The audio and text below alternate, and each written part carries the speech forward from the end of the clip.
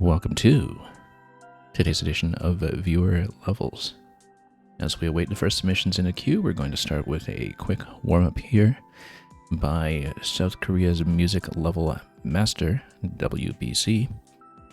It's absolutely no surprise to anybody that WBC would also be super excited for the new Rhythm Heaven coming soon to the Nintendo Switch 2. I think it's also coming to the Nintendo Switch 1. It's due sometime in 2026. But yes, that is one of the most exciting titles out on the horizon. And in anticipation of that, let's rock and roll with this tune from what is presumably the Frog Hop game.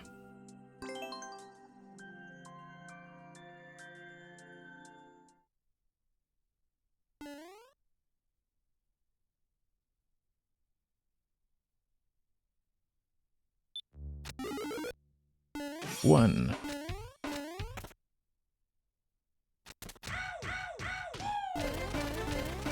And we do in fact have to hit everything as we see it.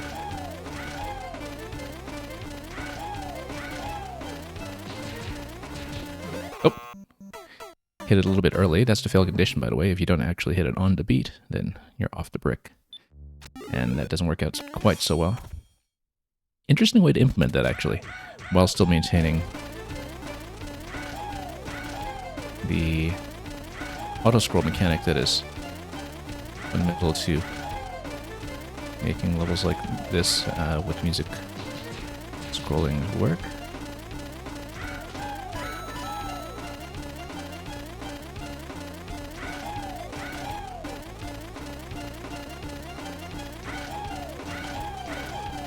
It's actually difficult to speak and play rhythmically at the same time. That's what I've found.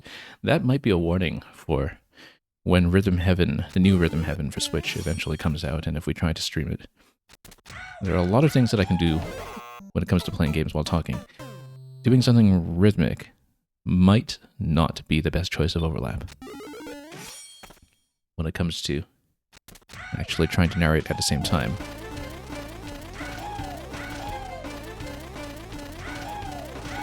Nope, just a little bit off there.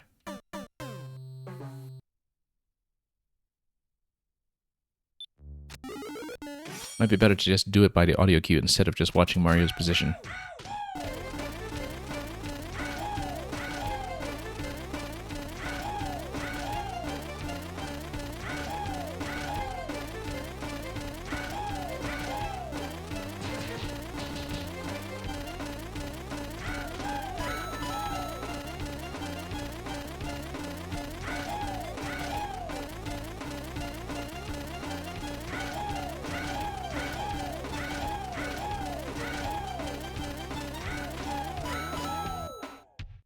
It's amazing how much the sound effects accurately capture the sort of twist that's in the original Frog Hop game in terms of its overall tone and character.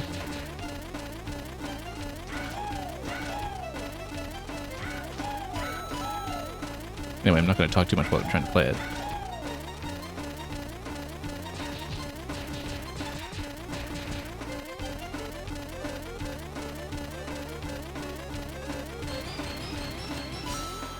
And of course, if the Goomba is not successfully escorted, for example, if you hit some of the bricks too late and it gets blocked off, then what happens is it opens up the wrong exit. Now here, that's the correct one because it blew up that previously and opened up a landing spot for the spring to get access to the door. Now, we've got a big frog over there on the left side as well. And let's pop this open. Oh, where are we going from here? Or did we just head up top? Let me just take a look at this quickly. Bricks up top. This would be walled off. Oh no, here we go. And we're going to go through the frog and just make our way across if we can. Let's see if we can do the path over. There we go. Grab a couple more 1-ups on the way if we can.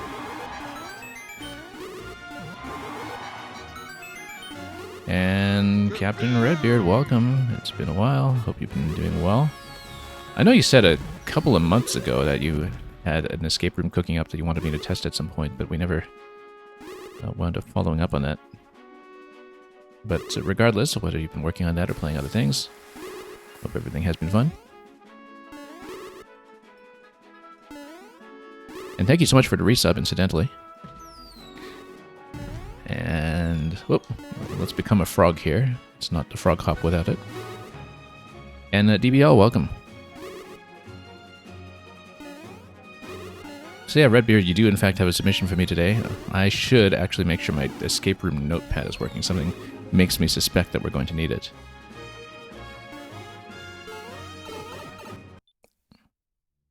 Of course, Redbeard, for the sake of getting through a queue on viewer levels, if it's something that's going to be a really long puzzle or anything like that, we'll probably just do it partially, and we will do a proper completion on a puzzle stream if we can, but I don't know what you sent me, so let's take a look at that and find out.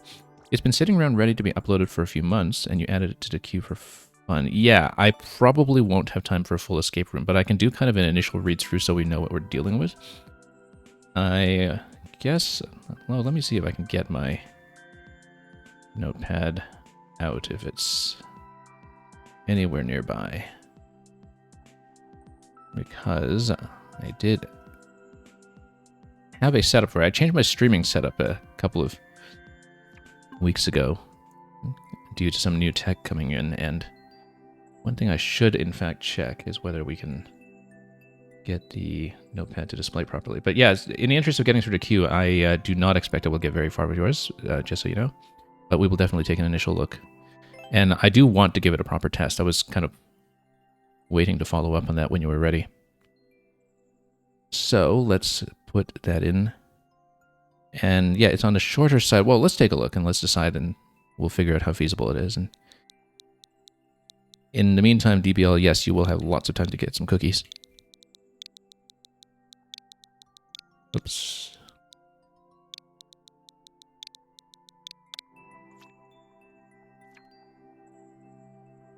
So I'm going to see if my notepad screen actually works. Let's figure this out. Okay, so we have a notes page. Let me just do a little test. Captain Redbeard. That. Scale Nimbus Peak. We don't know if this will be the final code, depending on whether you still want to re-upload or make changes, but we'll jot that down at some other point, I guess. But yeah, let's actually just display the code for its own sake, and we'll see if it's something that we can do a continuation of in a few days. I was planning to do a few more Maker streams anyway in the week and a half or so that remain between now and the Switch 2. Wow, that's really soon. Anyway, orange pipes are optional hints, answers of words and phrases. As usual, we know that a lot of these are basically kind of like solving crossword puzzles. We'll bring up the notes page when we need it.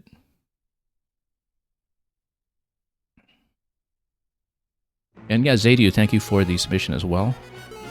It will hopefully not take too long. Like I said, this will just be an initial read. There's a key. I assume that maybe this is the solution room. And yes, indeed, this is the solution room with a code entry that we'll eventually need. So we're going to do a code entry depending on... Whoop, no, we don't want to do that. Yeah, okay, so the low gravity... I wasn't expecting to jump all the way up, but a low gravity actually forces you to hit it, which is not a good thing, but that's okay. We can always reload it if we haven't hit the P or tried anything. And it will just reset back into its original position. But the idea, and the low gravity kind of gives you a minimal jump that does hit the blocks, is that you find out what the solution is, and then you hit the code, you hit the P, and then that eventually gives you an exit. I should probably jot down the symbols we need, but it's just a set of 10 enemies, and we can be more thorough about it another time. 06i, welcome. Okay, so you've got this pattern here, that pattern there. That's going to be some kind of clue. And I think this is probably something like the crossword layouts that we've seen from Redbeard before, where, you know, everything says down or... Well, I guess it's not down and across. It's like down and up. This is a left. We'll have to figure that out. But let's just take a look at what kind of rooms we're dealing with. So everything is kind of held by the munchers. I don't know if the munchers are relevant or if they're just a way to hold all the enemies in position so they stay in the tiles that they're supposed to stay in. And you can see that there's a muncher interspersed in this level here between the bomb and the dry bones, and that might be something important. But we obviously don't have enough information right now to do much with that. Swamp over here, interesting. Okay, so you can see these lines here are probably going to be relevant. I'm so rusty at this sort of thing that we'll have to solve this. Okay, so here we finally have some letters. That's good. So it gives me coin. It's between these two, though. So, but anyway, we have an A, B, C, D. So this is part of the letter key, A, B, C, D, E. So there is going to be a letter key that you ultimately have to unscramble when you find the different word solutions. Satyr, probably day, and then... Oh yeah, okay, so these are different letter clues. Let's take a look.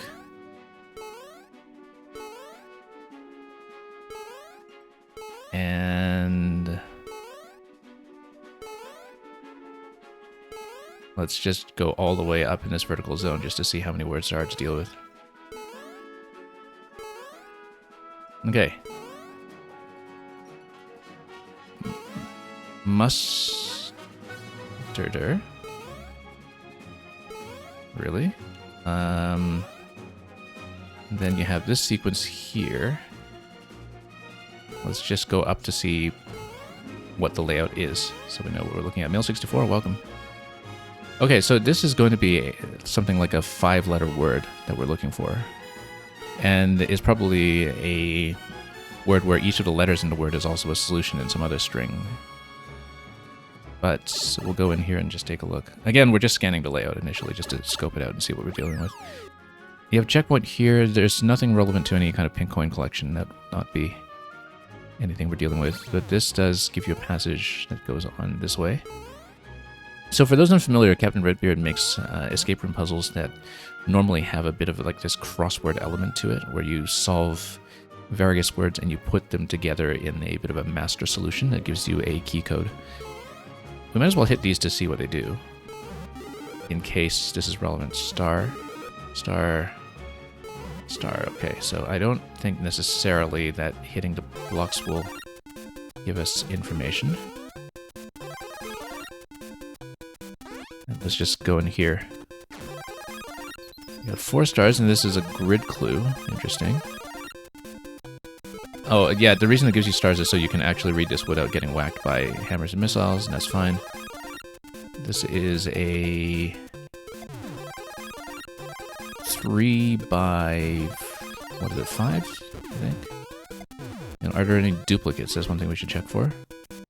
Doesn't seem like there are any duplicate elements, which is also important information. I don't think there's anything you can jump into up top, but we'll check. Yeah. The stars are just there to give you the flexibility to read the room, I think. I don't think there's anything else to that. But you have a 3 by 5 array here, where every element is unique. Not all of them match up to the different elements that are in the key entry, so that's not going to be that. And that pipe can't be entered, it's just through the door, so... Okay. But this might be relevant to something in the pipes that are in the adjoining rooms, so let's take a look at each one. Oh. More word clues. I'm on my Super Nintendo controller right now, so I don't actually have a screenshot button, which might be a little inconvenient. But... okay, so you see a couple of arrows here. You see left arrows. It possibly... oh no, these are all between arrows, though. So it's like we need to find something that would fit in between the two. I don't know what the claw positioning or divine positioning is doing here, but it might be a relevant element as well. I don't know currently also how each of these kind of connect. So as you can see, with each of these boxes that say the left and right arrow, there's an element surrounding them. And it's a different element. There are a few repetitions like divines, but basically they're telling you something about how to connect the left and the right, or it might also be some kind of analogical reasoning. So here's venom on the right, for instance. And then what is this? Blowback. And venom. It might be something like if you look for, you know, letters that are common between two halves or some other similarity or comparison. I don't quite see what the mustarder here is connecting to though here, because yeah, okay, no, I see. So you see 1 box, 2, 3, 4. Okay, so you see 5 boxes that then become the 5 letters in this clue. I get it. So, for example, when you see moving platform to claw, that gives you the letter to fill in the first spot here. When you see claw to conveyor, that gives you letter to fill in to this spot here. And DBL, you need to sleep? Yeah, thank you for coming by and submitting anyway. And I appreciate the visit. When you see vine to platform, you see this letter here. You see platform to bumper, you see this one here. So we should actually jot some of this down so I don't have to check back and forth. One moment, let's give ourselves some room to actually look at this and bring up the notepad. I haven't used this one in a while. Okay, so the one that says mustarder then goes into 5 letters. And the order will be the sideways lift to claw, claw to conveyor, conveyor. I'm going to contract my tabs a little bit here. To vine. Vine to seesaw. Seesaw to bumper. That's going to be the order. And so for each of those, you need to figure out what letter that corresponds to. And that should fill in the 5-letter solution that is up here on top. So let's see what we can do with that when we go down to take a look. And yeah, usually these take upwards of an hour to do. There are some Redbeard puzzles that have taken me maybe 3 or 4 hours, depending on the complexity. We're not doing that full sit on a viewer level stream because I do want to play other people's things as well. There's also sometimes a bit of a popular cultural element to it as well. So for example, you see Fozzie here. For those of you who know your Muppets. Okay, so, but the thing is, we want to look at each of these different connection points. As you can see, there are clues to each of them from here. So for example, this says lift to bumper. Oh, that's interesting because we don't have one that's lift to bumper now, do we? We have lift to claw. We have... But then I wonder how the other ones are relevant. And then we have the pipe here. Well, let's take a look at this again. Let's bring up the notes. So maybe we should just look for each of these elements that we're looking for in order first. I don't know how the other ones will be relevant, or if you need to do some additional unscrambling. But for example, we would want to look for something like a flimsy lift. Oh, also here's something here that we didn't see before. It takes a while just to look at the layout for the first time and see what's happening here. And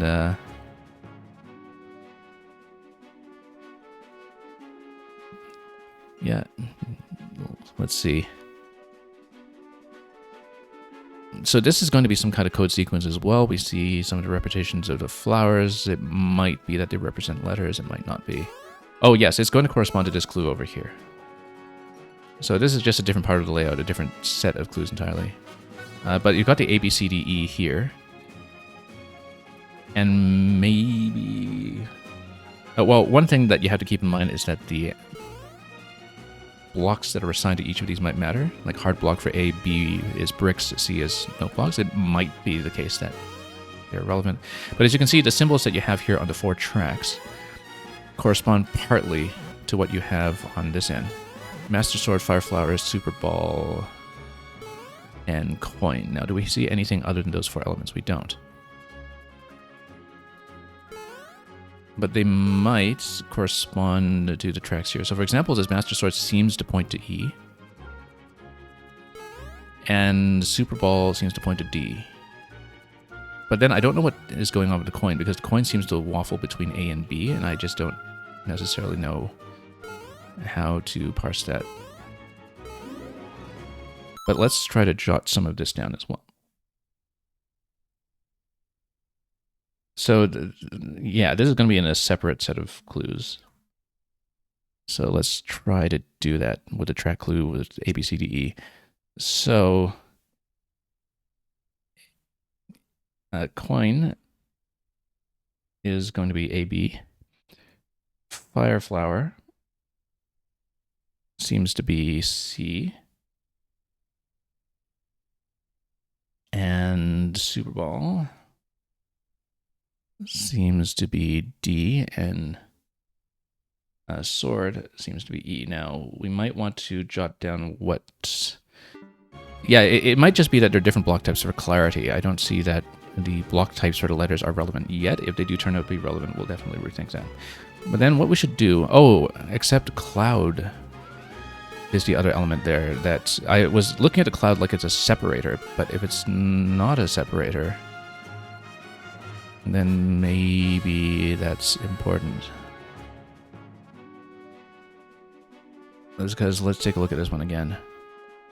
On the left. Again, I don't know what to make of the AB. It may be that a coin actually does mean both AB. So, for example, if we look at this area here, and then let's suppose that Fire Flower is C, Sword is E, Coin is AB, and then this is not going to make sense, so we have to figure it out. Fire Flower is C, Super Ball, D, Coin is AB, and 2 more Fire Flowers, C and C. So yeah, that doesn't seem to make sense yet. So it could be something to do with the Cloud or the note block here that we need to figure out. Let's continue just exploring, and we'll drop that clue for the moment until we have some additional context, because I haven't actually explored enough of the layout yet, I think, to really see it. Also, we haven't gone into pipe, which is potentially very important here. Ah, okay. C plus flower equals E. I see. Okay. This is interesting. So, C plus flower equals E. So the flower would be equal to 1, perhaps? Or, well, C is note block. E is Cloud. Maybe. But then the flower seems to be up top making like a number 2 pattern. So C plus 2 spots equals E. If you look at that, like the flower corresponds to the number 2 up top. So it may be that there's something kind of additive that you need to do here. Oh yeah, orange pipes are optional hints, right? I completely forgot that the description said that.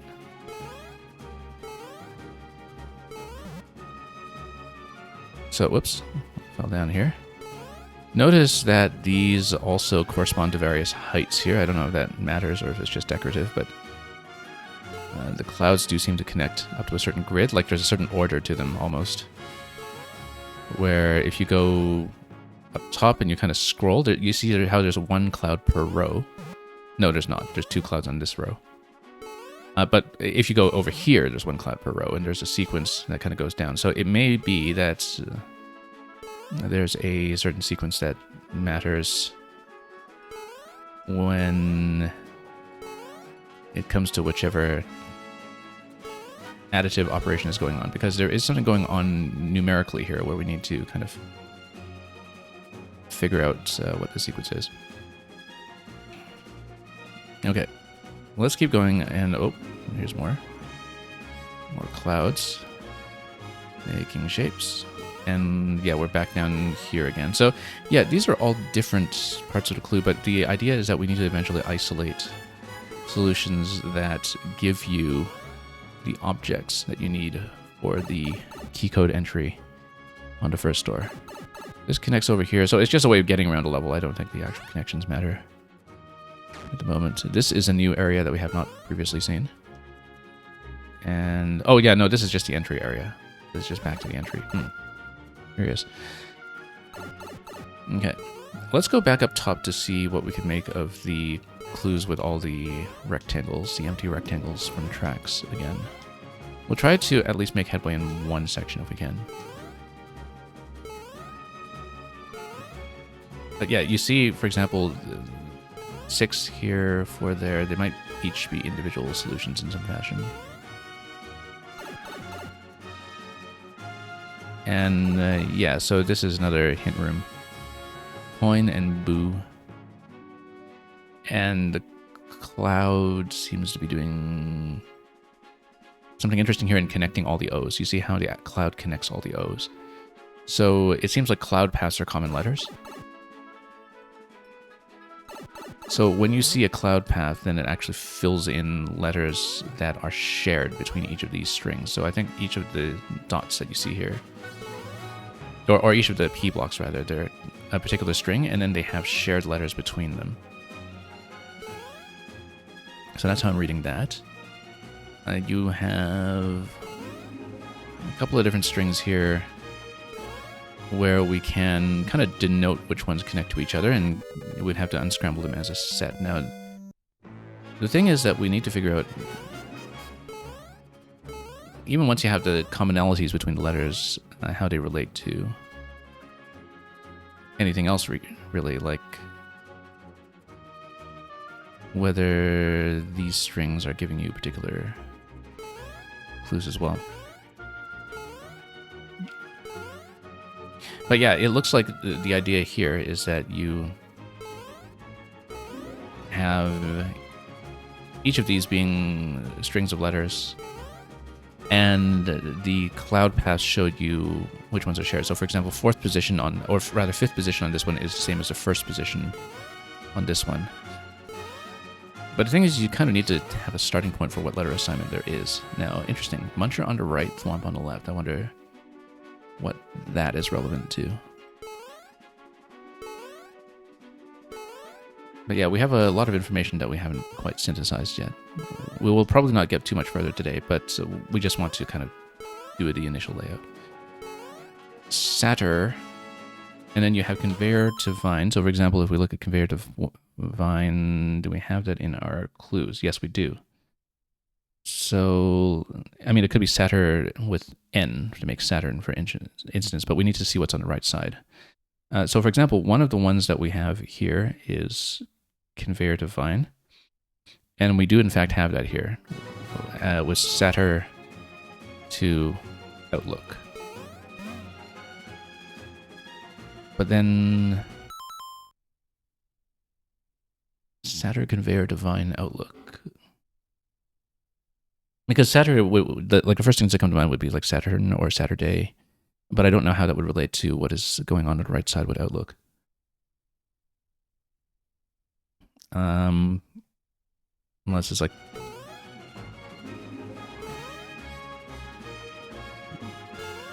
well, let's think about this. It could also be that the conveyor themselves, like it could be that this is a letter in the middle, and then vine is also a letter. Hence why they would be shared elements between a couple of different clues. So we'll try to go back to look at that one. We won't go too much further. I would like to maybe parse the top section with the words first before we proceed, so we can make a little headway. And we'll try to make time for a puzzle stream to do a full playthrough, because we're always happy to see new ones from Redbeard. On the other hand, it looks like each of these boxes is supposed to be a series of letters. Now, the other thing, though, is that look at the empty P blocks here, where it says mustarder, which I don't think is necessarily a word by itself. But the thing is, if you have 9 letters here, well then, okay, you've got 4 spots for these ones. I don't think the alternation matters too much, though. I think it's mostly there for the clarity of the letters. Basically, I'm trying to figure out whether it's the kind of connection points from one element to the next that matters. Or if... I mean, you know, 5 empty boxes here corresponds to 5 question blocks pretty well, in order. And it seems to make sense to me. And the idea that the empty boxes could also correspond to certain pairings here also makes sense to me. But let's take a look at whether there are other pairings that are present here. So for example, we've seen that conveyor to vine actually does exist. We should see... I didn't see a sideways lift as a thing. Like, I didn't see that anywhere in this part of the layout. And then there's something XE. Prowl. Something XE. Interesting. And then you got Nuclide. Something with the... Oh, there's a hint pipe. Yeah, we didn't even look at this. So... Okay. I mean, I see Mario fully clothed here, but alright. But... Oh, I see. Yeah. Okay. NU CLID. If you... Or rather, if you drop out the CLI... Drop out the 3 in the middle. Then that's what you get here. Now, if you look at the right side, minutes. So maybe it's by commonality? No, not really. But you get the NU and E on the right side.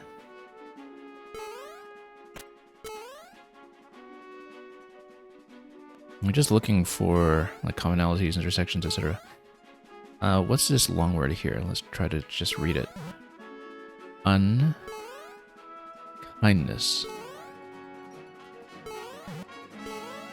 And how does that relate to rave? Conveyor to claw, unkindness. Again, I'm trying to look for sort of commonalities between those 2 strings on either side, like if you sort of subtract the intersection of the 2 or something. But that doesn't seem to make sense next to the clue that we have here.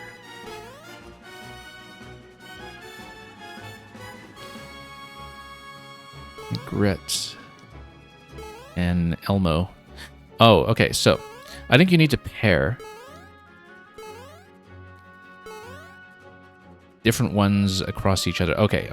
Yeah, we actually, first of all, do have, in fact, some lifts. And we have... Do we have lift the claw somewhere? Let's... see, and yeah, Toadette will be the captain on the next attempt. Let's take a look. Okay, no, I'm beginning to see. We found Fozzie somewhere, right? So, for example, Fozzie would pair with Elmo. Let's take a look. So Elmo would be next to the bumper. And then, you know, Igret would like pair with a different bird or something.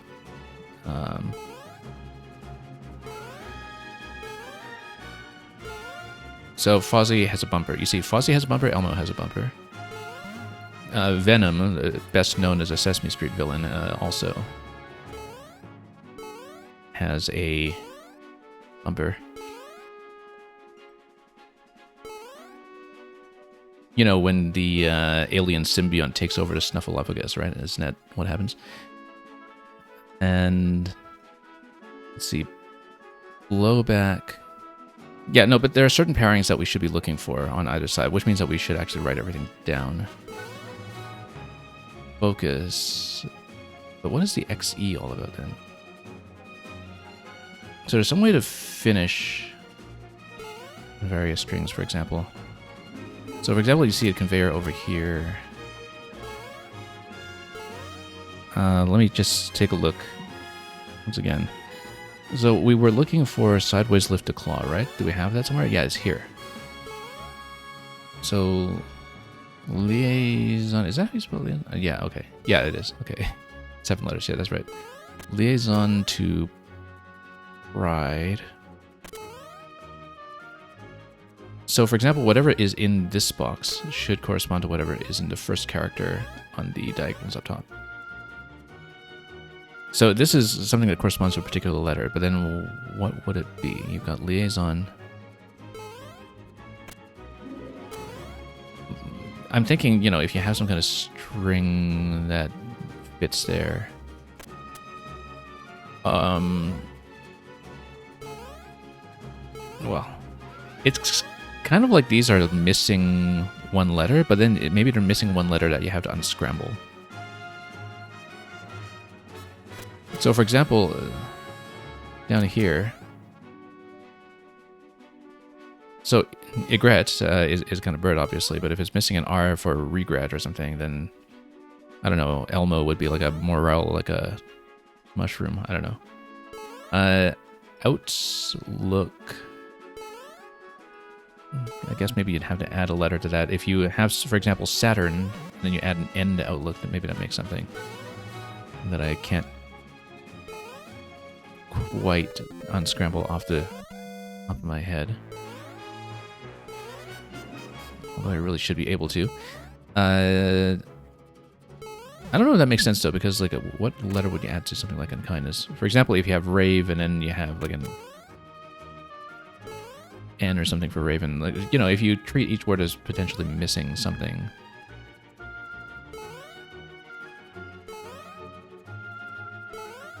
Yeah, I mean, this was the clue that we saw here.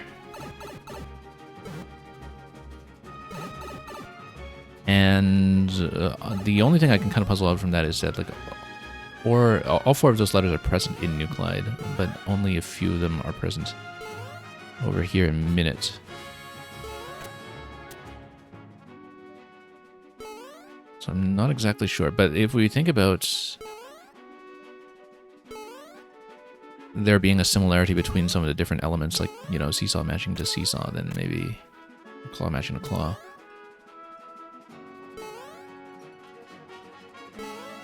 So XE, for instance, would imply that it's missing something like the letter A. Maybe. But then I don't know why that would match up with the prowl over there, unless... yeah, let's see. After this timeout, we're going to stop for a time being, just so you know, Captain Redbeard, just so we can continue. But I do want to actually sit down and solve this one. And we'll try to make time for that, hopefully before I switch to. So we'll take the timeout here, and then we will... absolutely bookmark this. Let me just take a look at the list of viewers who are waiting on us here. And yeah, I totally expected we would only be doing the initial look, so thank you for the patience of everybody here. We will absolutely come back to it. Scale Nimbus Peak, hence all the clouds. We'll mark it as a loss for the time being, but this will be a priority for some kind of puzzle stream relatively soon. 06, I did read the Mario Kart World developer interview, yes. And as excited for the scope of the upcoming soundtrack as anybody else. Thank you for the patience of everybody waiting. I know I took a little while with that one. Zadu, if you're still here, we will very gladly bring you in. And I do see you in the chat, so yes, let's bring you in. And let's give you a proper look.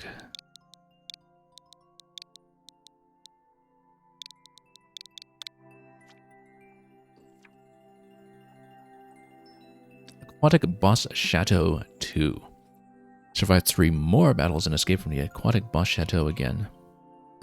I don't think I ever saw the first, but we'll hop right into the sequel.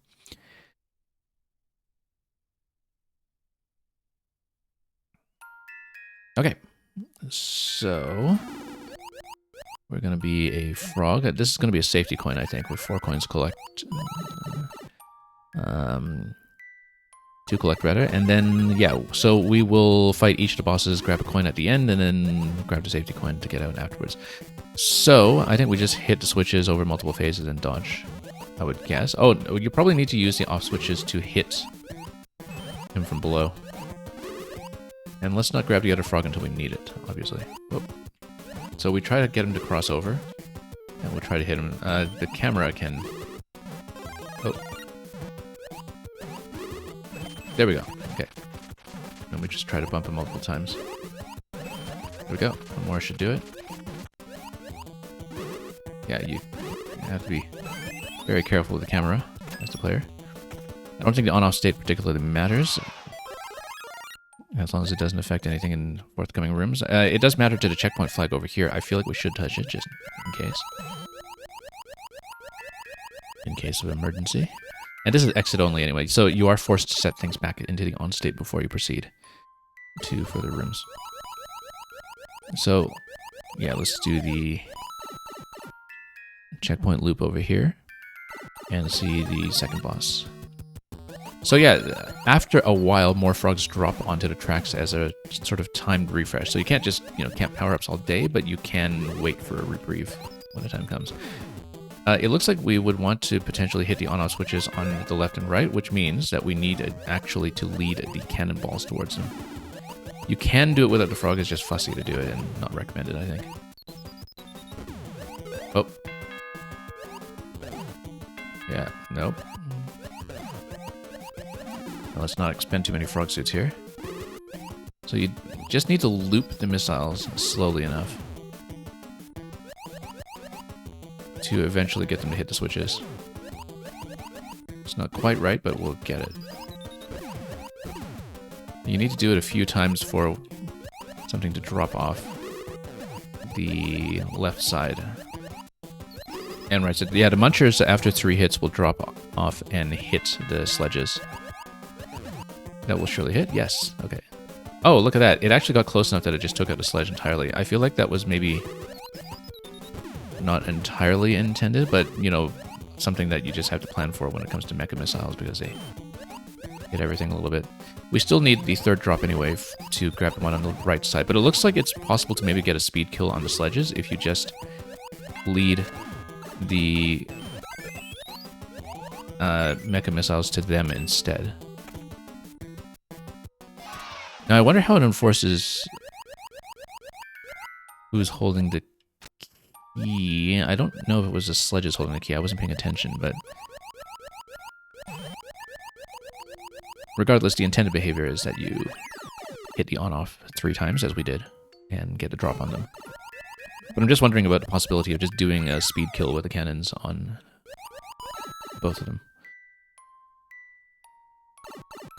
Ishbim, do you know how long it takes for the tracker to tell when you're offline?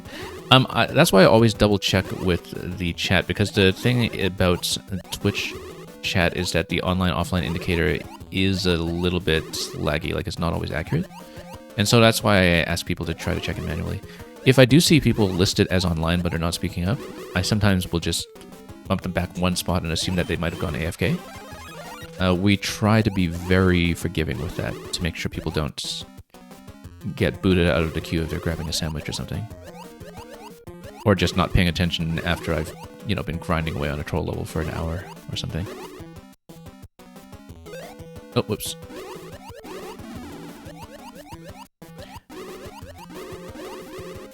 And yeah, so let's just get the bombs within range. We just need to hit, I think. Oh, we need to hit when we've led him close enough to get him into the slot. So we need to lead him into the slot.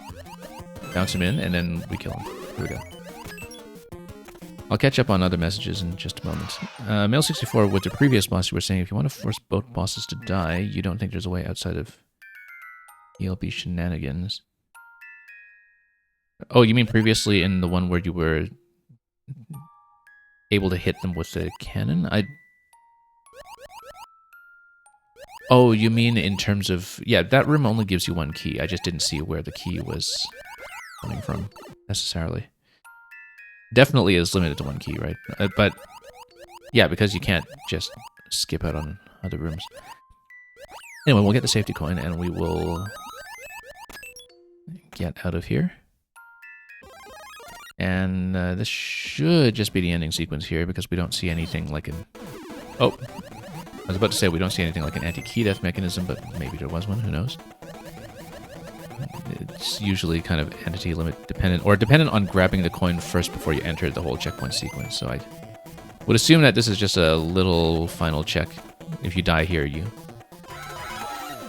would probably need to start over, I would think, but doesn't matter. It's just one little check at the end that's easy to pass.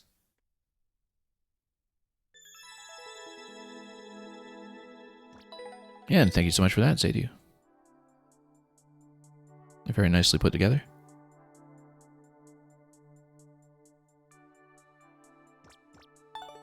06i, let's look at yours.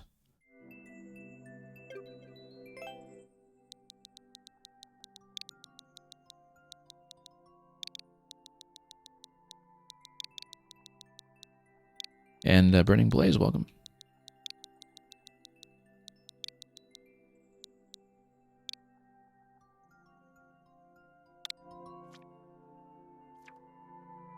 If there's an anomaly in the room, you have to exit the room. I'm going to point the machine translation at this. Let me dig out my device, which is on 2% battery, so I need to do this quickly.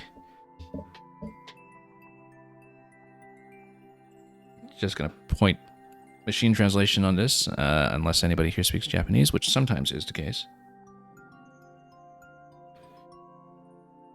The title says Exit 8. If you notice anything unusual, turn back immediately. If you don't find anything unusual, don't turn back. And the design, interestingly enough, my machine translation on my camera is actually picking up the thumbnail as saying network outlet. But I think it's also something like...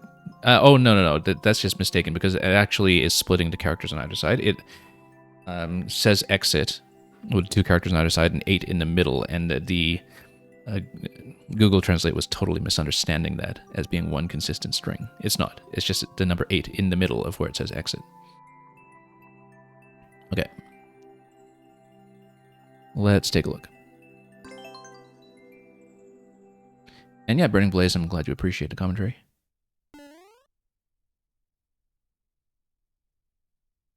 So, yeah, 06i was saying, what the description was saying is that if it's something is kind of broken, we have to get back out. So there's something janky about this that we need to be aware of. But here's room 0, apparently.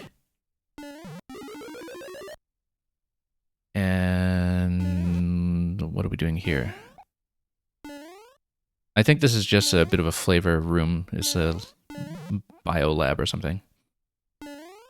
And we'll just get out. There's make a pipe this way or this way. Pipe is not something you can enter, though.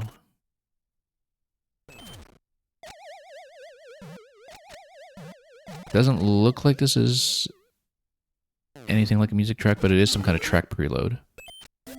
Oh, I see. It's a cutscene level. And I made it through the pipe after it shows off the 1. Okay. And it brings me over here. It looks very similar, except there's no door this time. So something went wrong. Something went wrong because I could not enter the pipe there. Okay, so I guess maybe we have to wait for something. I assume that this was mostly just pure decoration in this room, but we'll see. So we get to this little sequence here. Oh, no, this is different, actually. So... oh, no, it's not different. You're on the top left.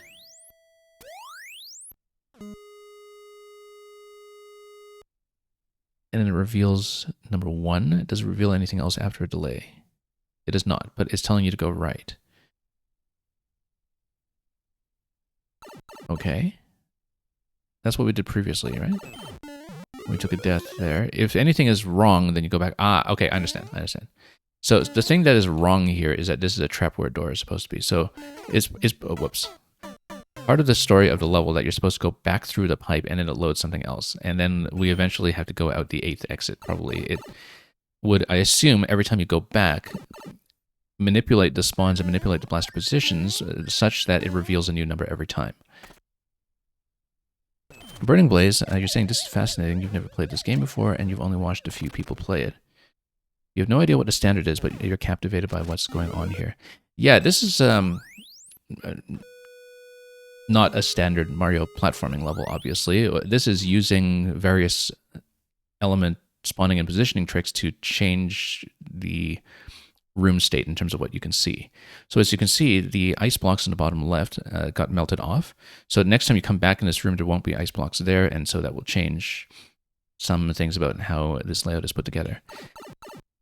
And so we're meant to decipher the kind of story element to this level, which is that if you see something wrong, like for example, no door here, then we have to go back, and then it's going to reveal the next room. No, that's wrong. Okay, so we misunderstood that. You got 0. Or maybe well, the lore was kind of telling me something about going back immediately. Not through here, obviously, but going back immediately might be because well, let's see, because it's a door transition here, so we're still in the same main world as subworld. There's a vertical, so we're kind of in subworld over here. So yeah, okay, so the platform lifts you. The platform comes on a track and lifts you into a particular position, such that once you're in position, you are kind of next to a pipe. Now, if you're next to a pipe, that means you're going from subworld back to main world. If you're going back to main world, then you go back through the pipe, then it spawns in here. This also looks relevant that you have this door that is on the 4th spot. So there's something to puzzle out here as well.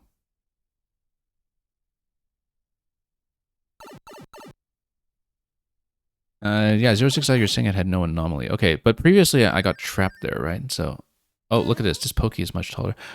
You know what? I think there's actually a randomization element to it. That's what we didn't get previously, was that the way the track loads you... Yes, okay, no, I understand it. That there actually is... Because of the clown car positioning up top. I understand it. So the clown car bouncing up top is actually a randomization element. And so because you're off screen, you don't know which pipe you're going to enter. You don't know which entrance you're going to take. And so when you take the entrance, you have to decide whether the room matches the room that was at the very beginning. I see the whole row of bricks up top. I feel like that wasn't there previously, but maybe I wasn't paying attention. So you actually need to be very, very attentive to the initial entrance room and then decide from there whether anything is different. Just to catch up on messages, Burning Blaze, you said you're a huge fan of games where fans can make stuff. Yeah, there's a huge overlap, since you mentioned Geometry Dash, between the Maker community and the Geometry Dash community. I haven't played Geometry Dash myself, but I feel like I'm constantly surrounded here by people who cut their teeth on Geometry Dash and then moved to Mario Maker. There's tons of overlap between the two. And definitely the kind of, programming and puzzle solving element to it is a big part of it as well, in terms of what people come up with. So yeah, as you can see, there are multiple entry pipes up top, right?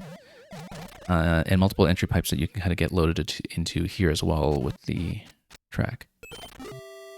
So after the randomizer, you have to make the decision in the next room. So you have to decide over the course of several rooms whether you're looking at something that is correct.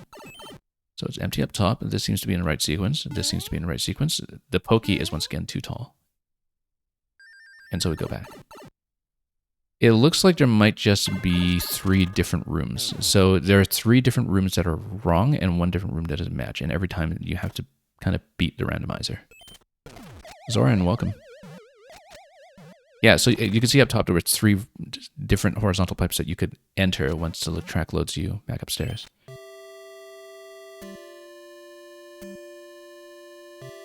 And then more musical chimes as well. So here's test number 4. So every time you're tested against one of these rooms to see if there's something wrong, but there are only 3 different kinds of rooms that are wrong. So I think this one should be okay. And it does let you exit the pipe, which means it is okay.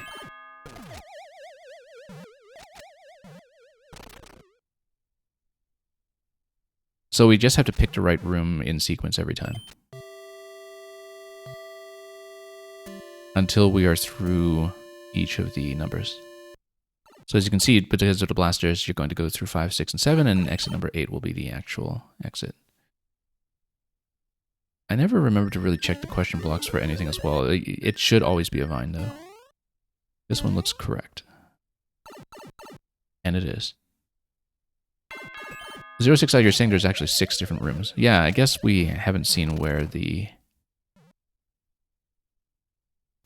loader here is actually taking me in terms of where the pipe entries will go.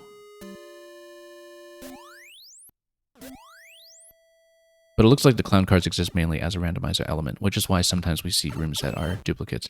So you see, this shows you the row of bricks up top. That means it's the wrong room, you go backwards.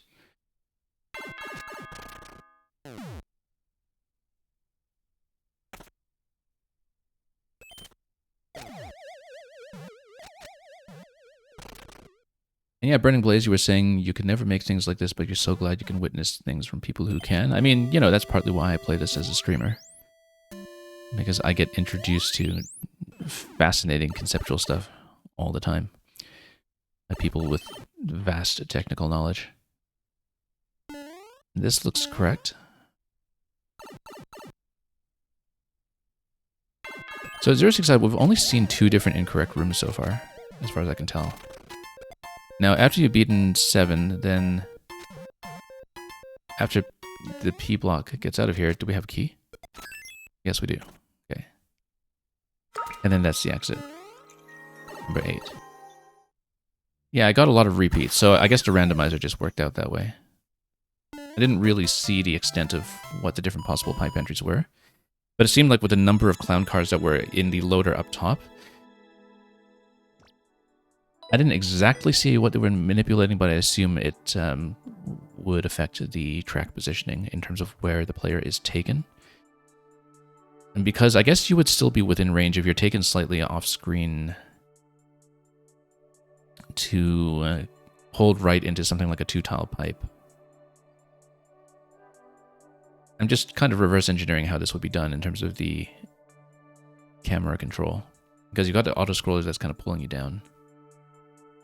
But if you're kind of within loading range, then it takes you to a particular spot where the random manipulation would force a particular entry pipe. And yeah, we didn't get a sense of the layout. We will not get a sense of the layout for more info because it's all in the subworld, I think, with the verticality there. But yeah, this shows you that there actually are many multiple layouts that are possible, and we only saw a small fraction of them. Yeah, very nice concept, actually.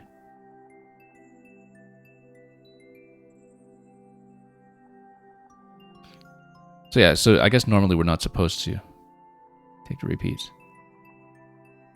Yes, Mail64 code verification is supposed to be turned off because it was breaking on people's maker codes a little while ago, and I just decided it's easier to just remove it.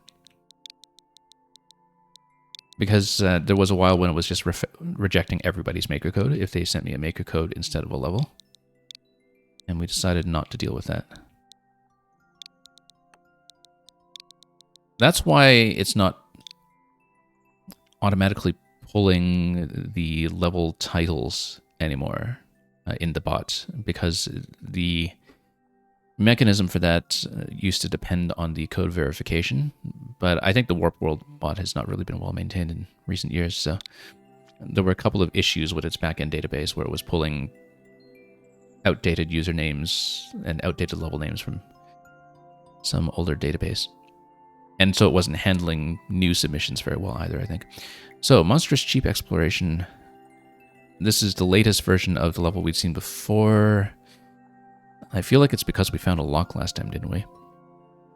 Ignoring the Lake's Dweller may prove expensive. Defeat the Giga Monster. Thank you for, as usual, offering me first clear on this version, but we'll see if we get it. And let me know, Mail64, if there's a particular path that you need me to check this time that we hadn't checked previously.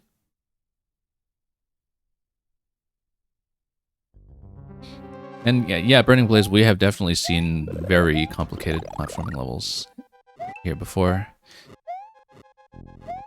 And in Maker 1 and 2, but over time we've had a pretty good community of regulars here who show me the interesting creations. Now, yeah, okay, over here on the camera I can't quite see if that dips into the lava, but I assume it does, like with the same P-balloon mechanism we saw previously. Or P-balloon placement, rather. If I can try the normal route with the P-balloon, yes, I guess we didn't test that because we just went straight into the standard pipe with it previously, so... Oh, let's not lose to this, though. We're going to lose to this.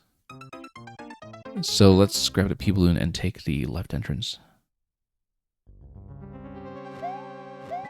So yeah, I assume that you repaired the P-switch issue that we found last time, where I think the problem that was when we got into the door that was supposed to be gated off by activating the P-switch, and we did it without activation. I seem to remember that's how we broke things. But we'll check the other path this time. Let's do this carefully. And enter the belly of the fish. Yeah, the Toadette sprite that is... Oh, nope, too slow. But you can still go through this door, it's just that I got here without the P-balloon. So, you're supposed to be able to get here without the P-balloon. We had not seen this room previously. But then you're able to climb up here if you don't have the P-balloon, and you're still able to get a different one, which is interesting. The bomb is going to blow up here, though. Now, the interesting thing that implies to me is that we don't actually need to deal with the boss then, do we? We had to start... Oh, yeah, because there's the Muncher Crush there, perhaps. Let's get in here with the P. Now, what happens if you get in here without the P? I guess you would have to jump around to get to the left. If you get here with the P, though, you can actually cycle down here. The other thing you can do is drop some of this stuff. Whoa. And you can drop each of these, but that would be a little dangerous, wouldn't it? You can hit these from the side, though. And that would work just as well. And maybe you can create some kind of gate at the bottom. Oh, except you see what happened there was because the turn block finished rotating, it actually is a bit of a crushing risk on some of these elements, right? So, oops. Okay, I got within range of something here. Oh, this got blocked off. I can't seem to get over here to do the... Oh, it's a P-block, okay. P-switch gate on the bottom left. So we had not seen this room previously. If you add enough weight here, this is supposed to drop the blaster, like that, and then it opens up the gate on the right side. I think the implication was that you would drop enough springs here to just weigh it down by itself, but the fact that you can still bump it with your character might be sufficient. Now, what did this give me? Okay. More springs on this side. For those new here, we've playtested multiple routes in this level before, which is why we're kind of messing around. Oh, I see. Yeah, because normally you would stand and go through this gate on foot, right? Isn't this the same gate that we've seen many times before?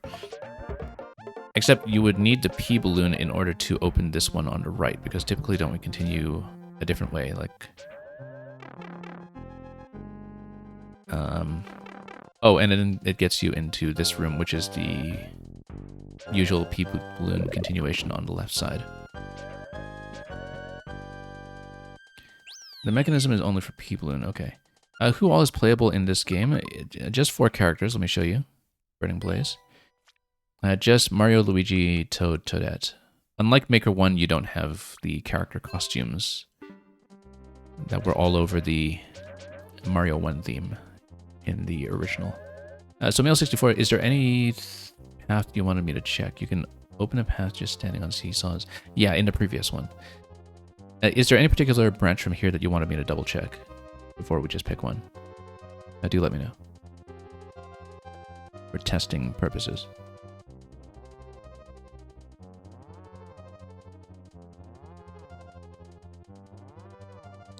Because if not, we will maybe just take the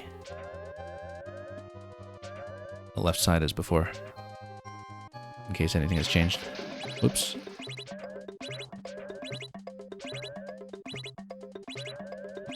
And we've got the infinite P-switch over here, which then takes you through here. Previously, I think we kind of dodged the flower. Oh, I see. The flower lands on a seesaw now, so you don't have to, whoops, worry so much about that. Unless, of course, you bump into every spike on the way up, which I didn't see since they were a little bit disguised.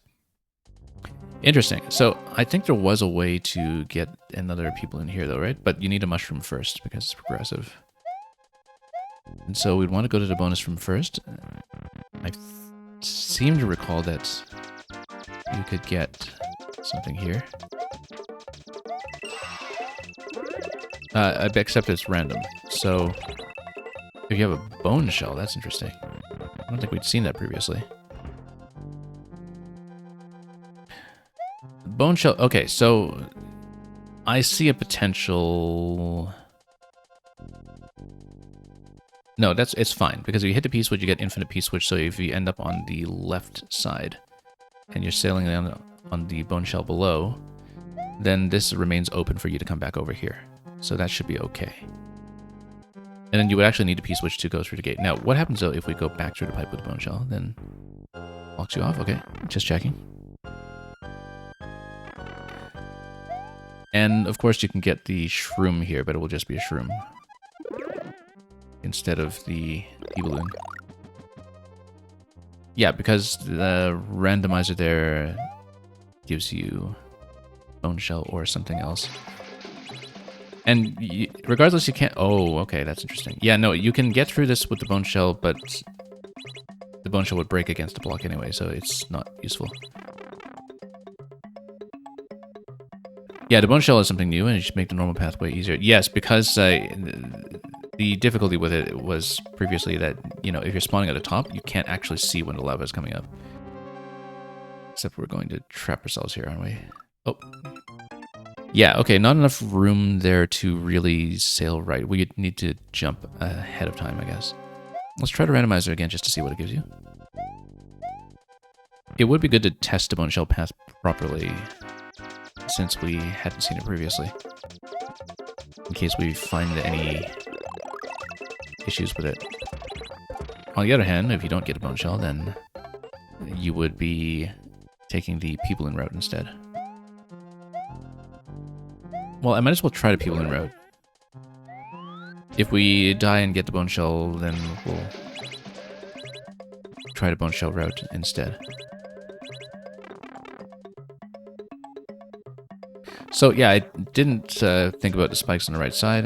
Here, though, you can still sail up, or fly up, I guess, this way. And follow this as before. Yeah, because definitely one of the issues we found with previous versions of the other zone was...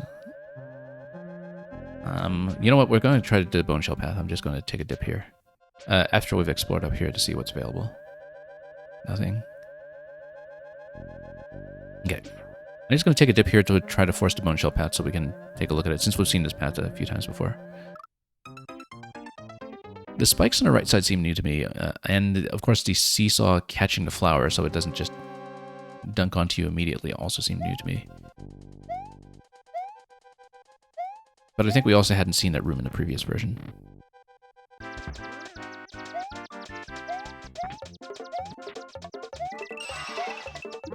Okay, bone shell this time. Even with the flower, the alt path is possible now, okay.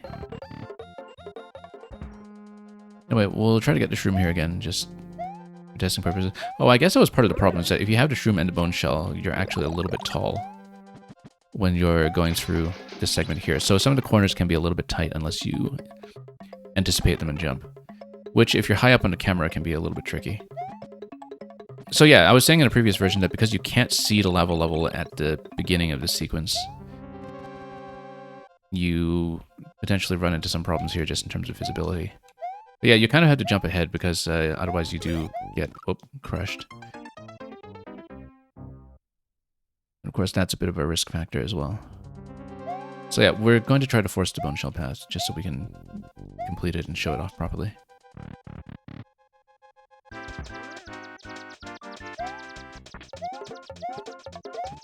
Burning Blaze, you're saying one thing that deters you from playing this game a bit is that there are some really long levels.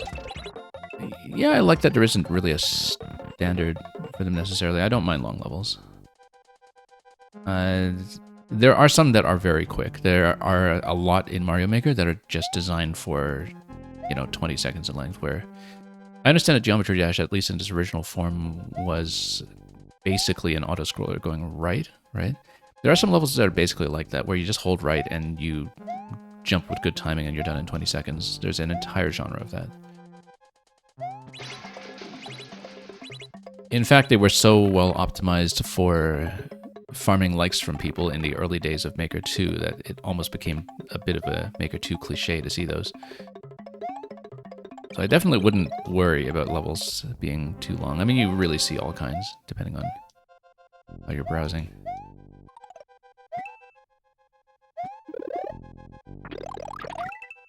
I'm very fortunate here. Yeah, the lava ends here at line. I'm very fortunate here that as a streamer, I just never have to go through the random selection in endless mode. I literally never play endless mode. And I discover things just by knowing makers, by recommendation, and of course by people submitting here. And so everybody kind of finds their comfort zone. Oh, I see there was another bone shell there that was tucked on the left side as well. We hadn't seen it previously. So we didn't see the whole P-switch segment. We're just going to go in here just to see what happens if I try to ride this out with a bone shell. Yeah, we're going to try to loop around just to see if we can break anything. The lava should be coming up soon though, right? Oh yeah, it's going to squish actually. Let's be careful with this. Oh, and there's fire that comes down. Okay, so you're not supposed to do that. Because it would spawn in the top in a way that it doesn't normally when you're just on your way up. Okay. I don't know if that was intended to be a way of locking you in, or if we just kind of creatively triggered that. Anyway, we'll close out the level to get to clear. We'll leave you to chew on that. The shell is also new, but only to let the P-switch run out. Yeah, I couldn't see what was blocking it off previously, but we'll take a look. Anyway, we'll just grab the clear on this quickly.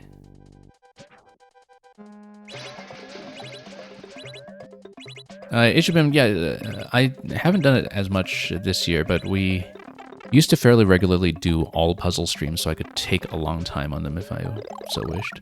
So let's try it with the flower. Just try the platforming a bit. Whoops. Uh-oh. Whoa. There we go. Yeah, okay, just barely within reach.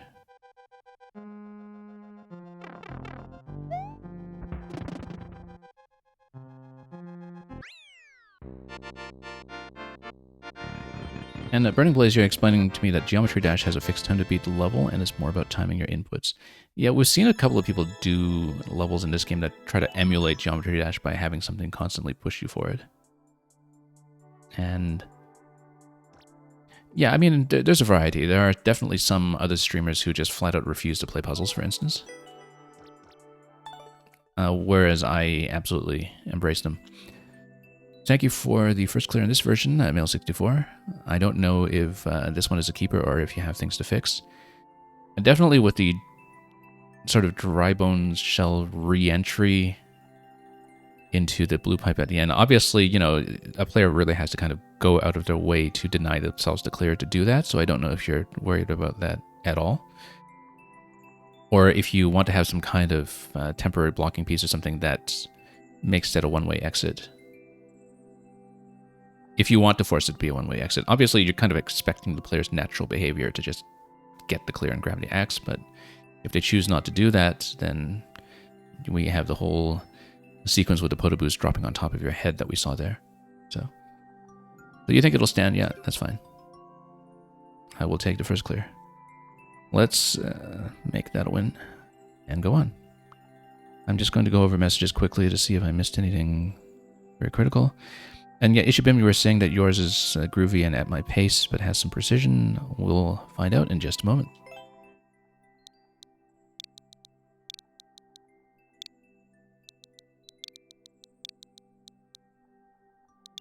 But yeah, this game has a huge variety of experiences for different interests and difficulty levels. Battleship Infiltrator. Oh, Hylian Dread's got a record on this. This has been way back in 2019. Hylian Dread used to speedrun a lot of levels from people here in our side of the community as well. He spent quite a lot of time on one of mine, in fact. He hasn't streamed in quite a long time, though, but I always enjoyed watching him. Anyway, Super Expert Beta, apparently. Find 5 mandatory keys out of more than double.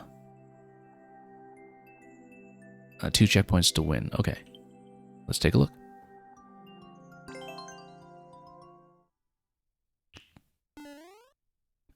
Burning Blaze 100 Mario was the discovery format in Mario Maker 1. Mario Maker 2 just has an endless streak where you can pick your difficulty level. And there are a few to choose from. And, okay, so you have to jump onto the icicle and jump ahead.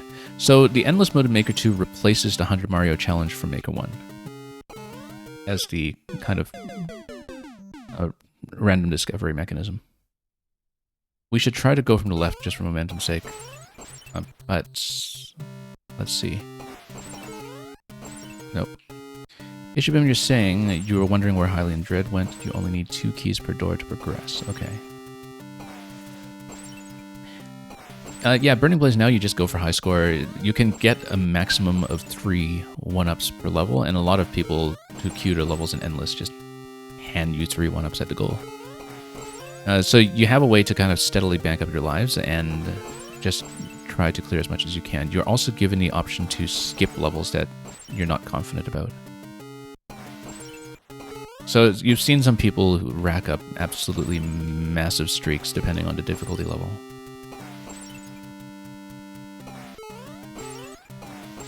I find that the quality of levels you get in the random bag and Endless just isn't as good an experience for me as playing a more curated experience, which is why I don't really do it. But definitely you see some other streamers who just grind Endless and try to pick up the record. I think we want to... I wonder if we can just fall into the icicle this way. Like we do this instead and then jump up. That's a lot better, actually. Because you just can't get enough height otherwise. So that should be the way to do it. I'm paying attention. There we go. Much easier. Much, much easier, in fact. Okay, let's check this area here. Boom, boom. Well, we should get rid of him, perhaps.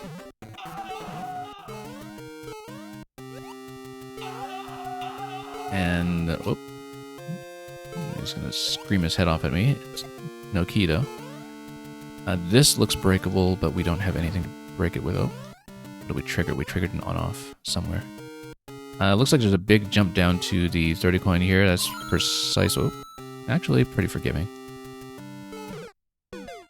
Oh, that looks like a question block there. I guess we didn't think about the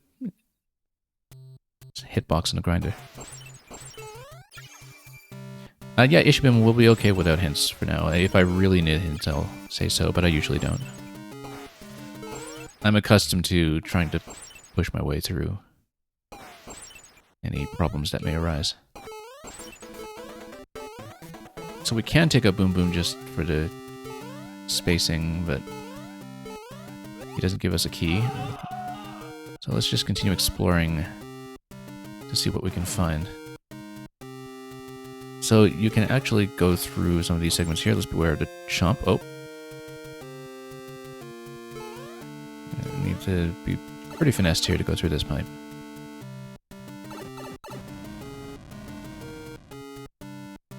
And we don't have a way to that question block right now and won't unless we get something like a Buzzy Helmet. And let's stand here for a moment. But then why would you go here unless there's an invisible block like on this side? Why would you possibly want to come here? Unless you're leading something down the right side, I suppose. It does look like there's a conspicuously open spot on the left side there, but we don't have anything that we can use. I feel like there is a bit of an item progression here that we need, like Buzzy Helmet specifically. Icicle goes down, but it's just a way to get back up if you fall, so we should not fall. So yeah, it's an exploration level, which is nice. We like those. Need to be careful with the chomp. Now, if we eliminate some of these, then what happens? Oh, yeah, you can go through here. Why would you... Oh, nope. Those don't change state. And you only get one P-switch, so if you expend the P-switch, then it's not usable from that point. I wonder if this is actually touchable with a sort of precision hitbox on that block. I know that you can theoretically stand on blocks that stick out like that, I just don't know if you can hit from the bottom. Because I'm not really a precision player as such. So I don't know some of those finer things. This looks like it's jumpable to go up top if you want, but it'd have to be a lot more accurate. Oh. Okay, let's go over here. And dip around a little bit. Another P-switch available here, but we need to be aware of the moles as we usually do. Oh. Oh, there we go. But then what do we want to do with the P-switch? It would turn the other ones up there into bricks, but you need to get there really quite quickly. Let's check the pipe first before we do that. And yeah, Burning Blaze, you do like the idea of getting a random selection of levels to complete until you lose. Yep. That's coming up to chop me. Let's come back.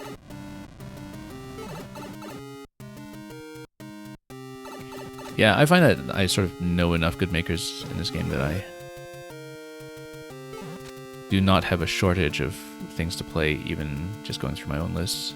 So we sent the bomb over there, but whoops. I guess the idea here is that you need to stall until the bomb walks around and detonates somewhere. That seems to be the implication.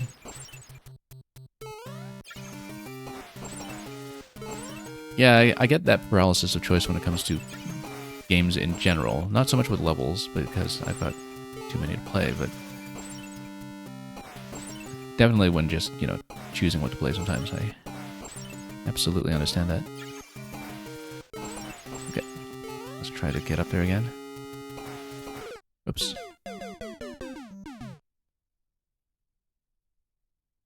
So the more obvious the key, the harder it is to obtain. Red pipes have one key each. That was definitely a reading the messages death. So you're saying red pipes have one key each since they are out in the open. Not exactly a hint, but encouraging to know. Yeah, so we've got a couple of keys in different places. There might be some that are like some of the question blocks buried under saws. Maybe they are precision oriented.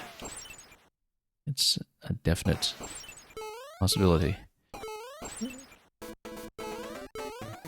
So, while Boom Boom is on screen, we do need to get rid of him.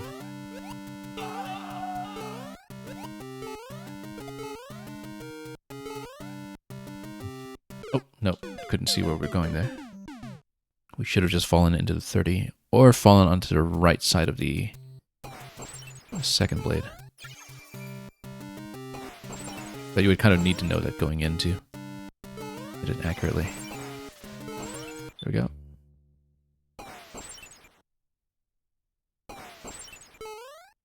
So yeah, I don't know that would necessarily get a clear on the series of attempts, but we'll try to make a reasonable amount of progress and explore as much as we can.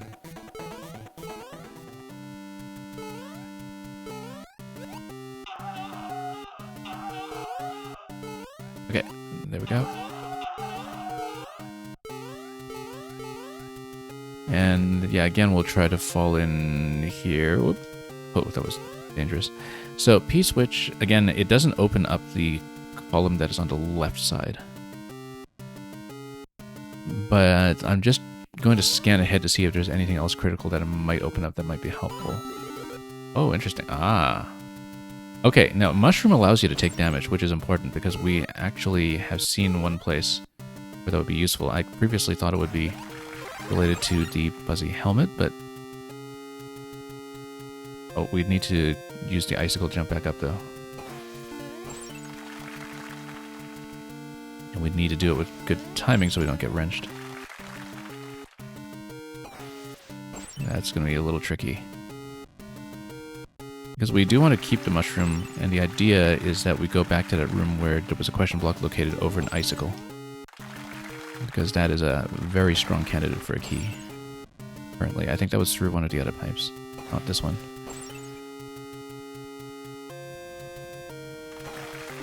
Of course, it just had to do a high throw in that round. If you're standing up straight, though, maybe it doesn't always do the high throw, but it does sometimes. Yeah, we got a little bit trapped here because I would really like to keep the mushroom. But the other thing that's possible, though, is that maybe you damage boost to the left and grab a key off the mole. I'm actually kind of curious to see if that would work. Oh, no, that's not going to work. We can't get in that one tile slot quickly enough. It's possible to do, it's just not necessarily possible for me to do.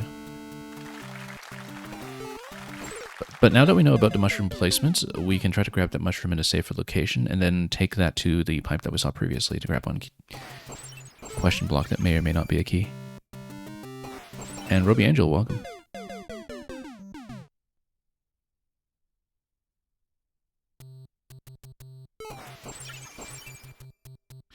Okay, let's fall in. Oops.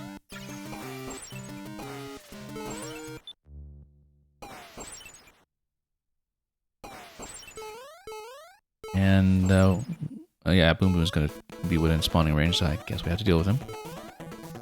Otherwise, he's just going to track us everywhere and be a real nuisance. I kind of wonder if you have the P-switch activated, is this far enough out of range that you come here and there's something spawning that is currently blocked by the brick? It's very possible. Also notice that if you do get a mushroom, you are able to take damage to hit something like the bricks, the question blocks rather, that are here. Because you're allowed to take that damage. That's something we should keep in mind. Way off camera, not that helpful. Airship camera Bob is always a bit of a menace as well. Okay, let's try to grab that. Good. So what happens if we touch? Okay, so you can actually touch. For the bottom blocks, I wonder why we took damage on those previously. Now that you're tall, you can't reach this P-switch. That's kind of an important nuance. But let's see if we can find a way to the entrance we found much earlier. I was totally losing track of where that was. It wasn't this red pipe, it was something else. Oh, nope, we're gonna touch that. That's unfortunate. Whoops. And yeah, we bumped against that anyway.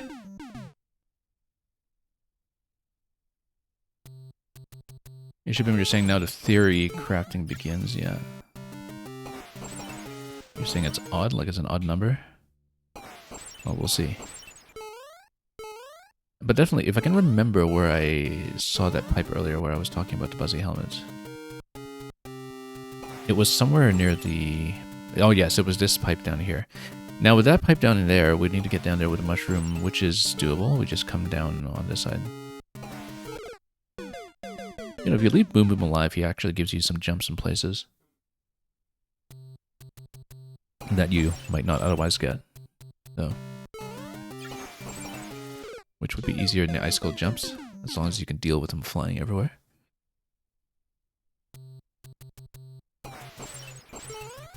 Okay, let's head down this way.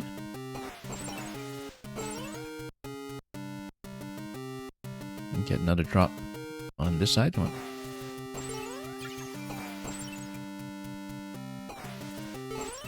Oops. This takes a little bit of practice here.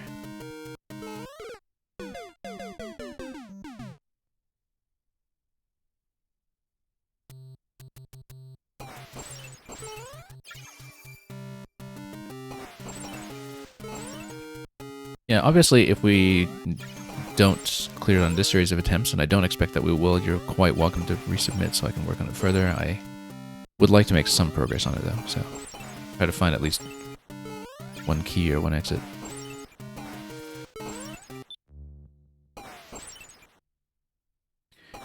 We do enough puzzle-style levels in this stream that I don't enforce a hard time limit as such. It's just based on a subjective judgment of trying not to keep too many people waiting. Let's get down here.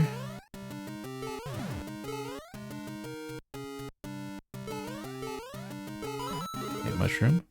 And then we'll go left. Try to find... That was, oh, this is a bad spot to be in. There we go. So we go down to this side, and then we can dash in and just try to get past the chomp. Let's let him chomp first. You can see his position. Oh, except if you have mushroom, you can't go through here, so you can't actually do that. I didn't think about that. However, if you have P-switch... No, because these actually do not remain... Or they don't turn into coins. But yeah, actually, so this is not doable. I was hoping it would be. However, we can get a blooper. Why would we want a blooper? The blooper could get you to jump in a certain position, perhaps. So yeah, you would actually need to be small with a helmet or something to do that location. And yeah, Lexum, thank you for submitting hopefully a corrected code. And Walk Into Walls, thank you for replacing your code. We'll hopefully get to you relatively soon. Whoop.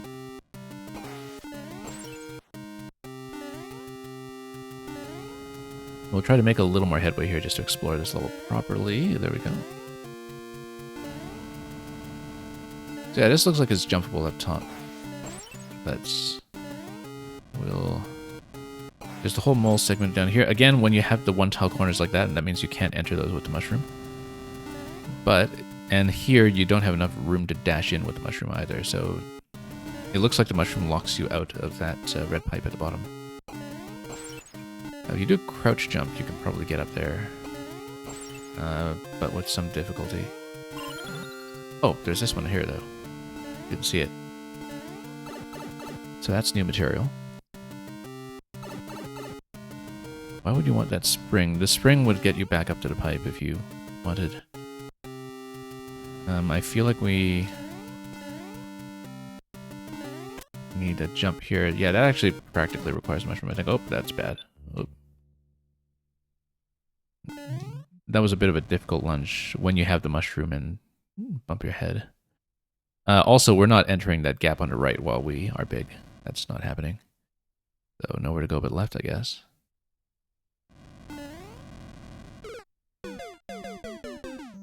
No, if you have the mushroom there, a lot of things don't work well.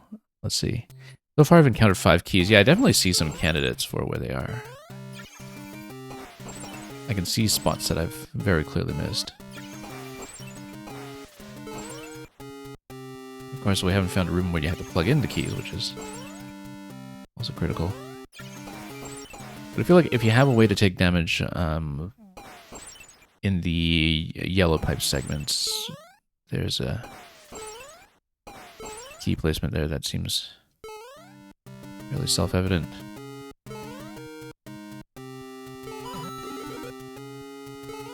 So the mushroom allows you to take damage, but it locks you out of a couple of locations, and we should be aware of that. We still haven't figured out what to do with the P-switch in terms of whether to, well, where to best use it. Also, there's this one here. Oh, P-switch, I guess, would get you over here, and it would allow you to maybe slide in. Maybe you can slide in anyway, though. Oh, no. Nope, that's just a coin. Never mind. Let's try to get this jump. Oop, difficult jump. And then we can try to make it to the left side up there, perhaps. Oop. Because there was the pipe that was up there in that location. So let's try this with no mushroom, although I am not confident that we can actually catch the first claw if we are here like this.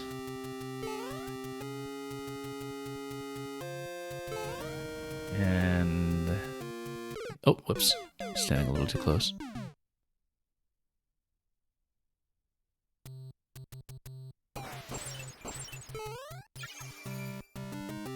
Burning Blaze in the Super Mario 1 theme, you cannot do the ground pound. However, if the bricks do not transform into a coin when you hit the P-switch, that means that the bricks have something inside. Sometimes maybe it's just a coin. Sometimes it could be something else. But bricks that have nothing inside are the ones that transform into coins. And yeah, in the SMB1 theme, your moveset is comparatively limited. So you can't just pound through them. I assume you're talking about this segment here, like when you don't have the P-switch open up this column the way that we would like. Anyway, let's give ourselves a little bit of a damage buffer anyway, to see if we can use it somehow. Whoops.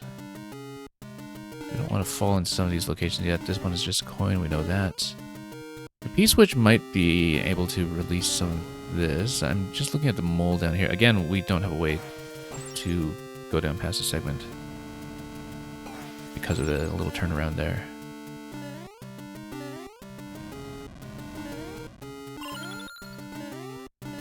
Here, we can try to jump over on the right side to get up there, perhaps. Let's see. Oh, doesn't quite make it. It looks close enough, though, that there's some possibility. Not really. Well, we can try this segment again, but we would, I think, have to take damage to get into one of those one-tile slots, which would be tricky. Oh! Actually, there's a slot on the left side that you can drop into, except we need to take damage off of it. Also, there was a whole bomb segment that we saw earlier. Yeah, I didn't see this. Looks like there's an alternate passage on the left side here. Well, this is just an alternate passage, I guess. I can't see where I'm going, though. Oh. Not quite. Have to go off the edge. Pitch shifter, welcome. Yeah. I would like to try to grab at least one key by the time we're out of here. It was the bit with the bomb walk that we saw earlier that was just a survival segment. We should maybe try to retrace back to that, but we'll see.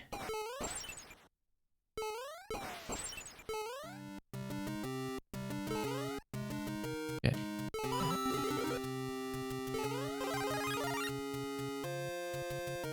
Yeah, didn't really make good use of the P-switch in any respect, but down here you can jump down to that mole. Once again, I feel like that mole on the bottom left here probably is a key, because the idea is that you take damage and then you stomp him and you get out. Maybe that's still worth checking, but I need to be much more exact about jumping through this stuff, because otherwise you just lose your damage boost, you see, without ever getting in that slot. I think you need to jump through while the saw blade is on the left. Like, you try to do a crouch jump through, and then you take damage and get out as soon as you can. We can try it. I feel like that looks possible and suspicious enough that it might be one that's worth trying again, because we just need to execute with better timing. It's just doing a crouch jump into that one tile slot to begin with, which would be the obstacle there. Okay. Let's go down. Yeah, you were just saying I could try to damage buffer one again. Yeah. We'd want to get in a little bit closer, not too close. I just don't know if I can do that crouch jump here, though. That's pretty exact. Yep. I want to take the damage here at the last possible moment, so I can sneak in. I've never been good about these one-tile gap entries anyway. They're doable, they're just difficult. That's not a key. That's not even a key, okay. Well, it completely looked like a key. Can't blame me for trying that one. Anyway, let's just try to go back to this red pipe and see if we can make more headway with it. This one was just the one that has the survival room where you tap the bomb and you just try to dodge everything. And just sit here for a little while until, oh, things come up. Oh. And the bomb is going to walk all the way across. And as you can see, it goes past the one-way panel over there. Something will be loaded in on that side that perhaps it's a switch. I don't know if it's anything more complex than just dodging these. I guess you would have to get out afterwards. We get a key? We got a key, finally. Okay, progress. Not that we know where to take this. Whoops. Let's try to get out safely.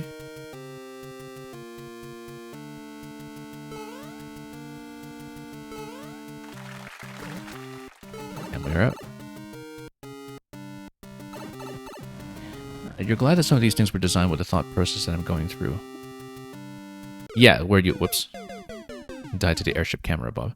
Intended me to actually think about some of the possible clues as the red herrings they were meant to be. Well, that's good. I mean, that's why it helps to have a verbal playtest, right? Where someone can actually step through the way they're reading the clues. Oh, missed it. That's okay. I don't know if we'll bother going for it. So anyway, we've figured out the key on this red pipe. We're not going to redo it since we found it. But we may see what's going on with the key switch here.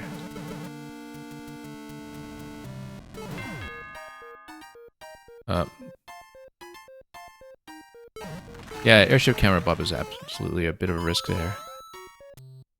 Here, you just need to run it.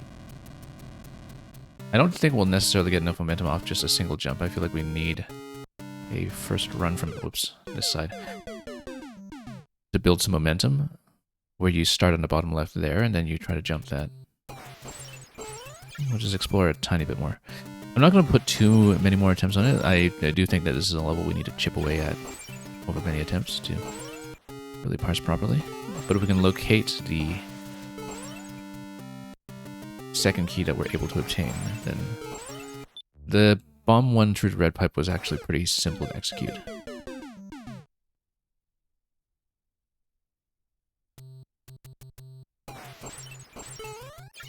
Okay.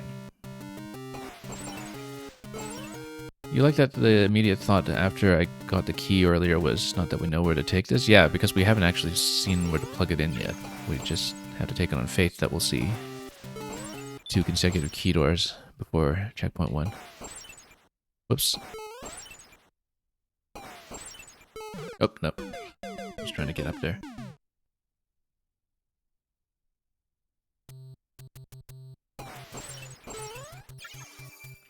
But yeah, there are key spreads throughout. We saw a number of candidates, as you said. Some of them we haven't been able to get.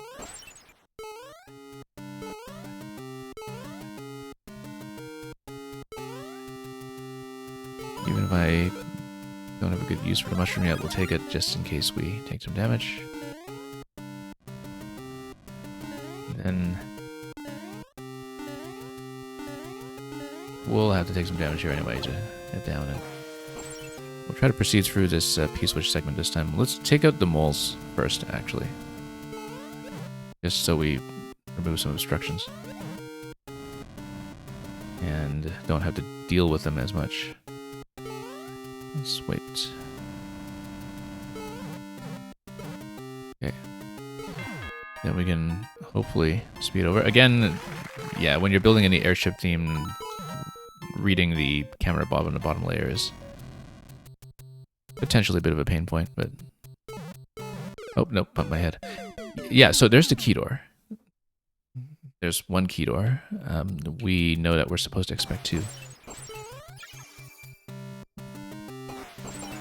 We'll try to at least map out one more key, and then if we can confirm where to obtain a second key, then we'll probably stop at that point and try to remember where we progressed. Okay. Yeah, sometimes it just is a bit of a process to discover where everything is. I feel like it's definitely jumpable, by the way, this area up here. We know that there are 2 tiles above that. It is something that is the kind of obstacle that we've seen precision players navigate before, you know, with getting over at levels and the like, but that is not to say I can do it cleanly. Oop, close one. Yeah, so I did find one key. I found a key that's in this red pipe, because that was the one with the bomb walk, which is just a survival segment. I feel like we do need momentum in order to get this jump, and that's why we were trying to start on the left here. And I couldn't quite make it. But if you can make that jump, then there's a continuation past it. So yeah, we found a door that matches the key. I mean, we can try to plug in one key there and see what happens, but it's a hard jump, but the top part is easier, you're saying. Yeah, definitely a few things to work out here. I mean, we could try to plug in the key. I assume that given the level description, it just leads to a second key door right away, but we don't know that for a fact. We also, as I said, still haven't found the best use of this P-switch yet. It is possible to keep the mushroom into this P-switch, but I think tricky to do it without getting chomped. This one at least is not like kind of strictly gated by the mushroom. Oh. Interesting that if you do collect those coins... Oh, that's a possibility. Okay, no, I see something. I see something possible. Okay, one moment.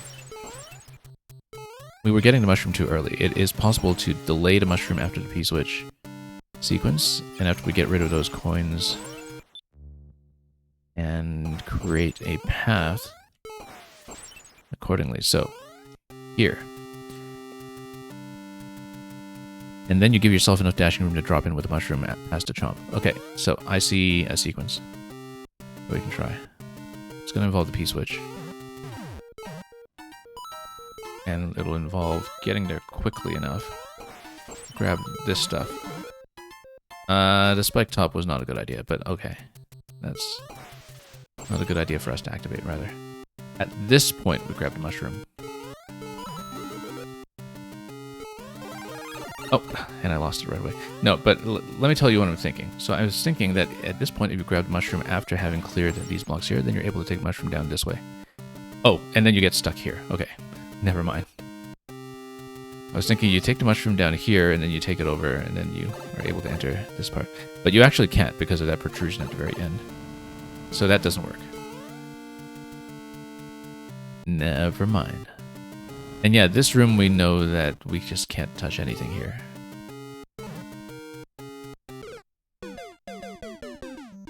The mushy was mostly intended for the top red pipe.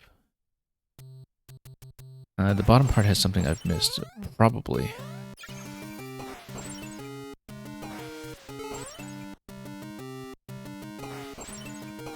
Well, I mean, we haven't looked very closely at what else the P-switch is revealing. It might reveal, for instance, a way to hit one of those bricks, like in the second brick column that you see from the left here. So, for example, if the P-switch just eliminates one of those, it could give you something to hit. Or a concealed key, but... Or it could just be another spike top, for all we know. You would probably have to be small, though, and you'd have to be quick to get there quickly enough with a P.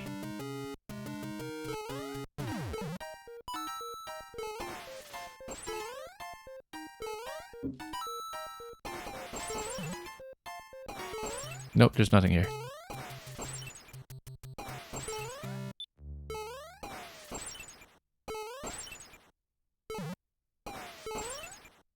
Oh, not so much.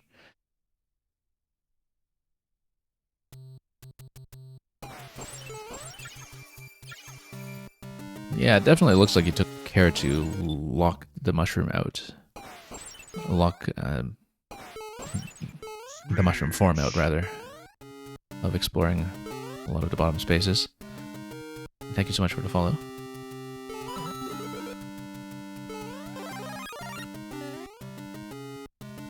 Well, anyway, we did the P-switch segment earlier. We had the mushroom segment. So we were saying the mushroom was intended for this part. Well, because you need the mushroom to be caught by the claw, right? But then, if you're caught by the claw, then afterwards it seems quite difficult to catch mushroom. You would need maybe a bit of a crouch jump. Oh.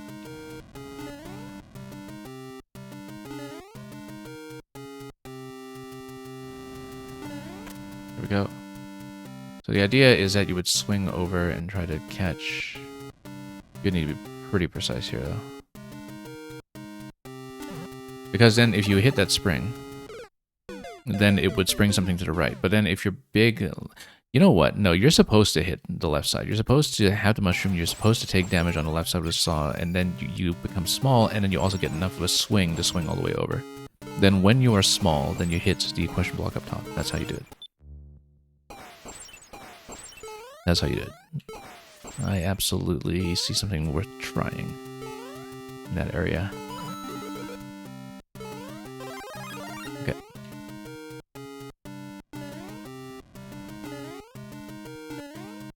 Let's get over here. And yeah, we'll go left this way. Yeah. You're saying jump into the saw with a shroom? Yep, exactly. And you can slide under when you're small. Well, maybe so.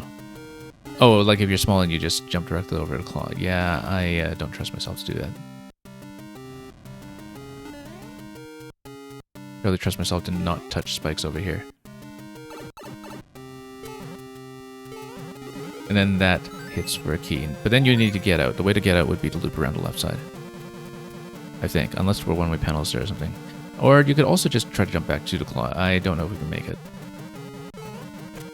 Oh, close one. You can, but then you would need to get on the spring. Ooh, close.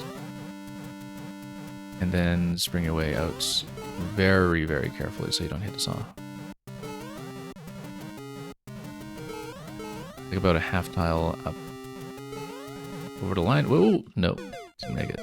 But anyway, we found 2 keys. We can try to plug in. But the fact that I found 2 keys is progress. So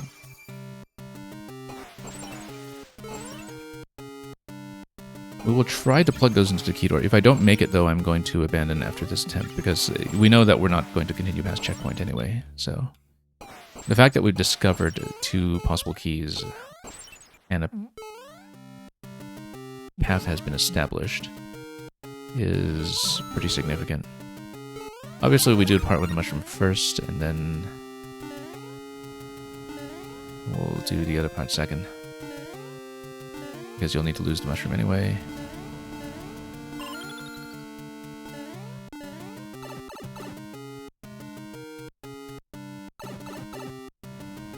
And yeah, Burning Blaze, thank you for dropping by and enjoy the other stream that you're going to. Oh, nope. That's okay. You know what? You can just damage boost that. Why are we bothering with the claw? You don't need to bother with that at all. You can just damage boost it and be perfectly content. Okay. And instead of jumping to the claw, you try to jump back into that slot. Yeah, it's actually much easier to just take damage on that. Just jump on a spike and continue. Much, much easier to execute.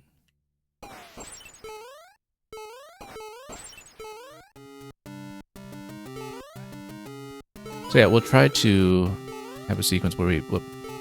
Come on. Plug in the keys. I don't know if we can get back up after this.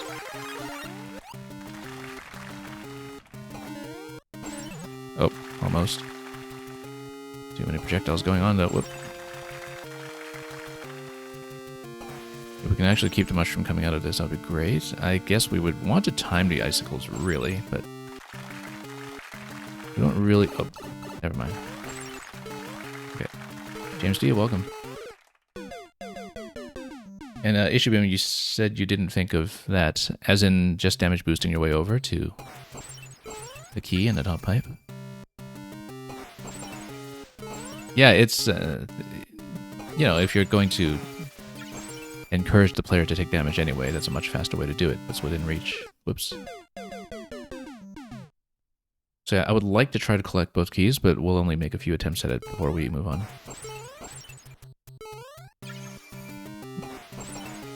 Oh. Maybe rushing a bit too much here.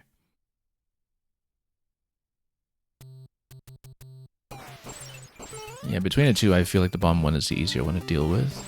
So we'll do that 1 second. Whoops.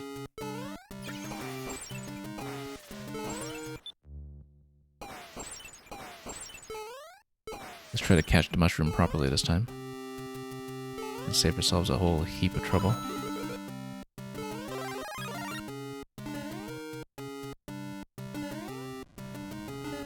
Yeah.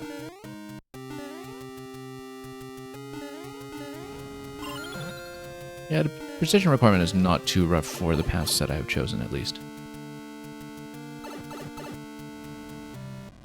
And yeah, we'll just jump and continue.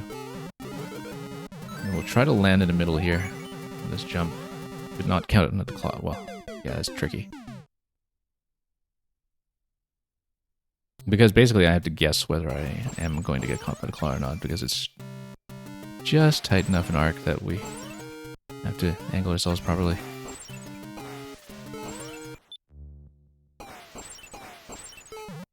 But I would like to try to pick up both keys. And then, of course, you need to survive to key door after that, which we haven't done yet. We haven't actually successfully made a jump to the key door, even though we see its position.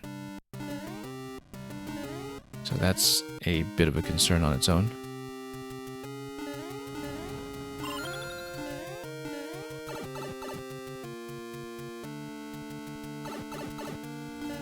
Yeah, just speed over there. Take that.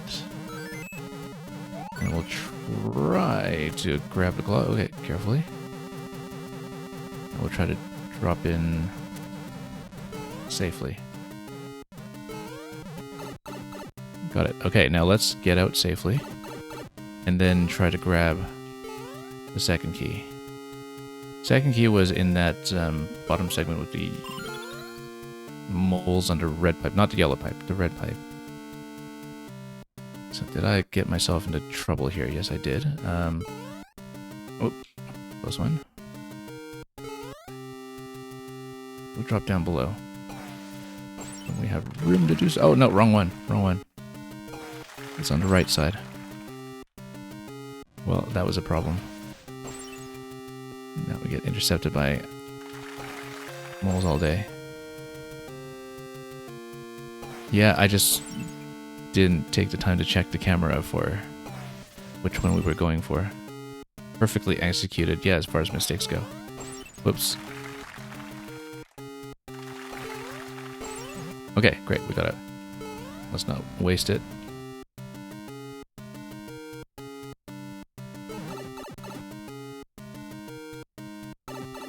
And of course, afterwards... Oh, nope. Not.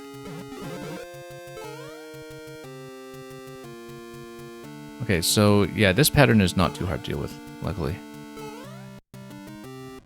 Because the blades, when they're staggered like this, when you load in, they leave you... I was about to say, leave you plenty of room. Okay, that's all we'll do today. This is a lot of fun so far, but this was supposed to be the easy room, and of course I just bumped my head. But of course I still needed to make the jump over to the key door, so that was itself going to be a roadblock for a while. But yeah, I would be very happy to continue this one over multiple sessions if you resubmit here and there. Alien Dread doing this in 3 minutes seems even more impressive now that I've looked at it.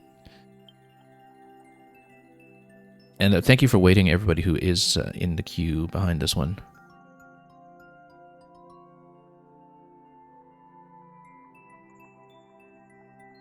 Okay, Walking the Walls, I believe you're still here. And you might want to check in just in case, but I'm just going to pull up the code.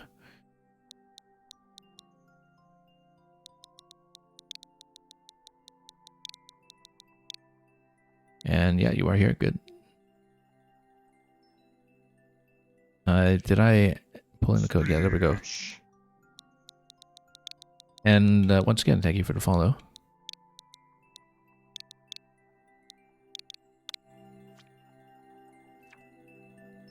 Zoran, you'll be next after this one. You're the next one up. Walk in the Walls will be first. I assume you don't want the one that's Do Not Play, so do let me know which one you would like. I see Carnival Crypt here was a bit of a hit. Oh yes, that's right. I remember these ones that you'd sent me previously. Do Carnival Crypt Ghost House if I haven't. Yeah, let's do it. It seems well liked, like a classic ghost house, only fun. Classic ghost houses are fun. What are we talking about? It's kind of funny because the Super Mario World ghost houses are actually a precursor to troll level logic in many ways, if you think about them. That's some of the structural ideas are there. Fast paced with twists and turns.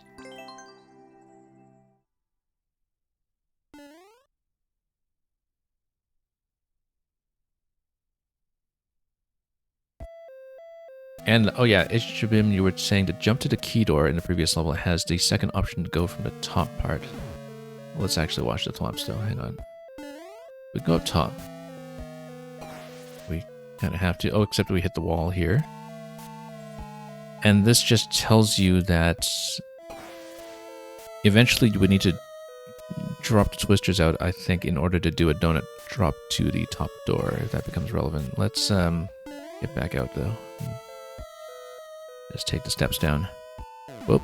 And let's be careful with stuff like that. We should actually position as many thwomps to the left side as we can first, just for visibility, so we don't have them going way out of range.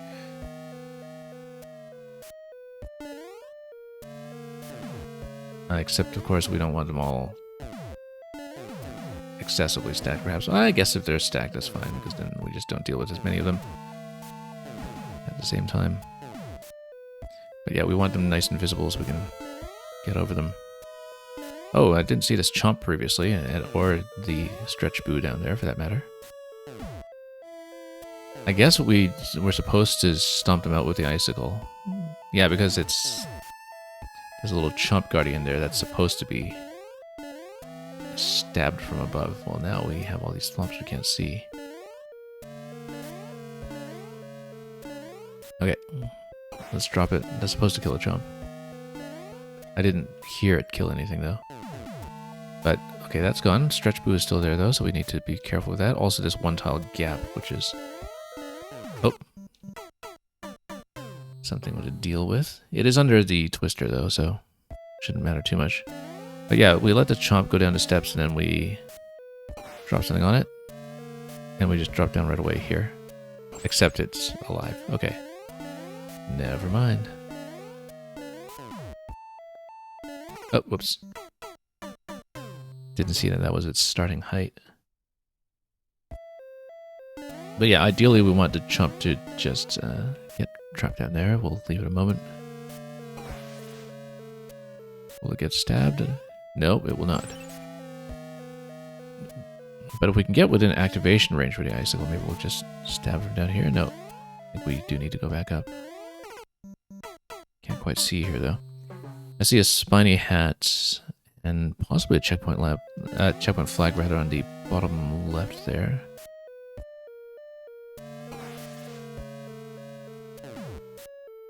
There we go.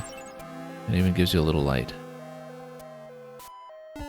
Oh, yeah.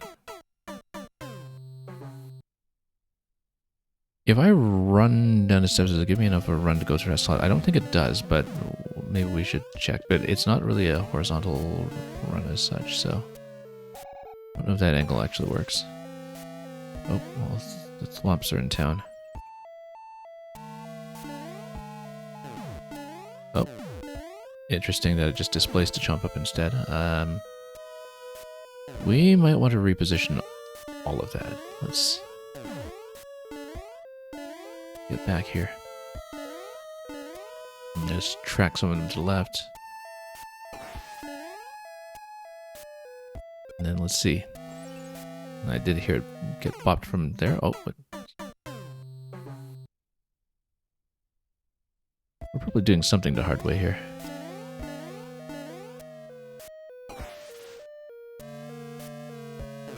Good.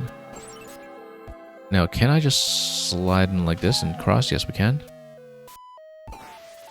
But yeah, given the twisters there, I definitely didn't expect that we'd be able to hit any of the doors. They're not above platforms now anyway, unless you get a donut drop. This looks reachable with difficulty, but I don't think we'll try it. Let's just mind the drip.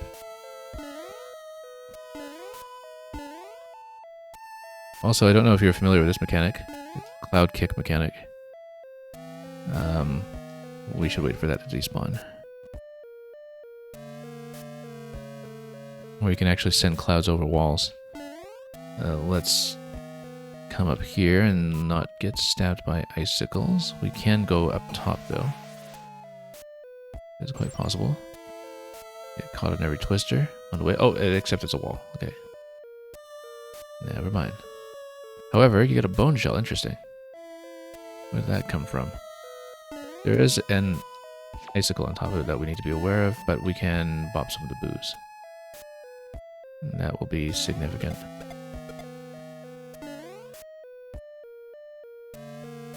Now, we can't enter this yet, but we can enter the cloud, and then the bone shell would be able to hit the on-off switch from the side. However, the Koopa shell would also hit the on-off switch from the side, and it doesn't expend the bone shell, and so I'd rather keep the bone shell, I think. We keep the bone shell in the middle here so it doesn't get into despawn range.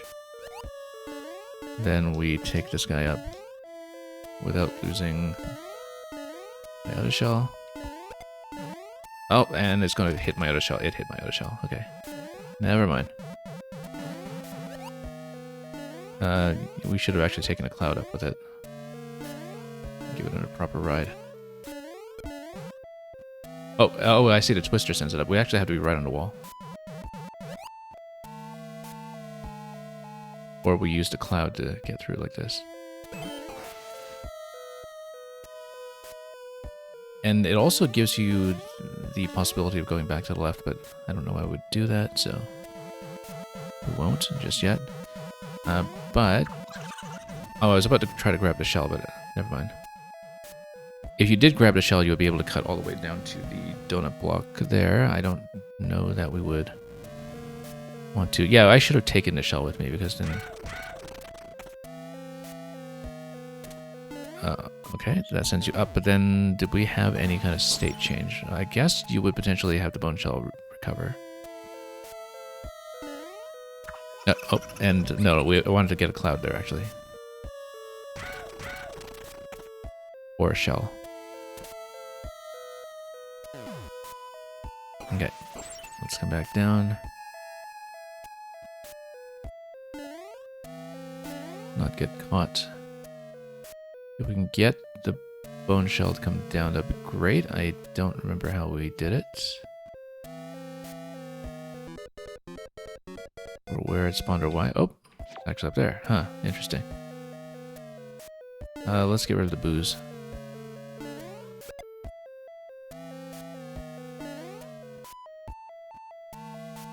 Bone shell would not deflect like the Koopa shell does to get you through next area, so maybe we should actually drop the bone shell. Take Koopa shell instead.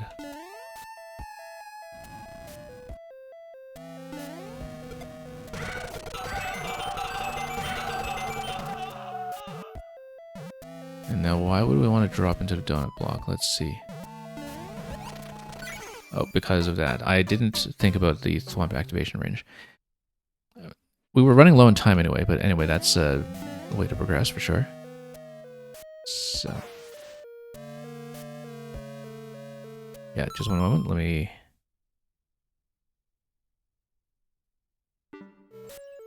pick something up quickly, and then, oops. Yeah, sometimes I can't quite see whether we're going to hit the chomp. So, we're at the mercy of whether the icicle will do its job. Leave the chomp enough time, I guess. Unless there's a particular timing that we should hit where we get the icicle as soon as possible, but... yeah, unfortunately, sometimes it'll just miss.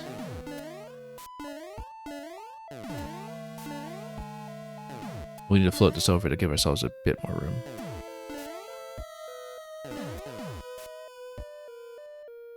You can give me a big hint for the beginning. No, that's okay. We'll do without so far.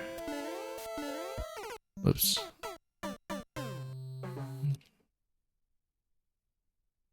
Yeah, if I feel like I need a hint, I'll let you know, but...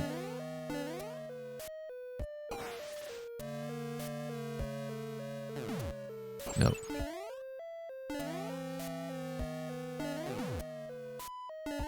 I mean, you can also get the Thwomp to try to stomp on it, which might work better. I was hoping the icicles would do the job, but you would need a Thwomp to come over close enough, though, so it doesn't just obstruct the Chomp. Oh, well, you didn't see that one.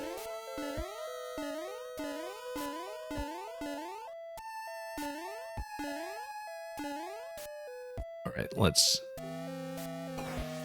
drop this one. There we go. Oh, not enough momentum. Yeah, you do need to have a bit of a run down there. What if we just do this quickly? Nope. We just need to find something consistent dealing with it. Anyway, all these guys float away, which is fine by me. Yeah, you can just stand up here until you hear the sound of the Chomp getting out of the way. Because you can hear the sound effect at a distance, so you don't have to ride down every time.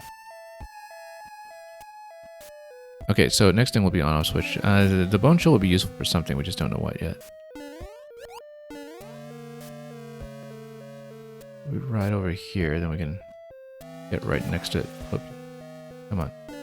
Nope.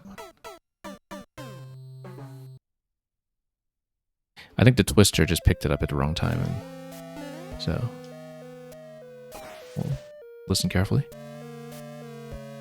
If we don't hear the effect, we'll try again until it hits.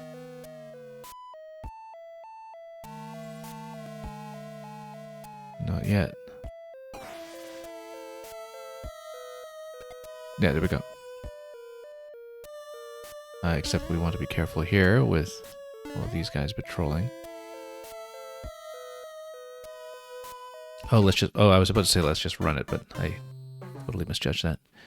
But yeah, we should actually just sit up top and listen for the sound effect for the Chomp kill.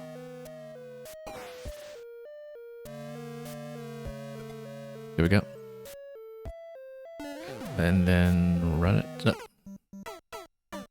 I guess depending on which step you're starting on, it doesn't really necessarily do it consistently, because depending on which step you're bumping off of, you may or may not actually get the correct step for making a crossing. Which is unfortunate. But we can find something consistent. That'll work. Let's try to get the on-off switch next. So I haven't found what the use for the Bone Shell is yet, but we'll have to figure it out.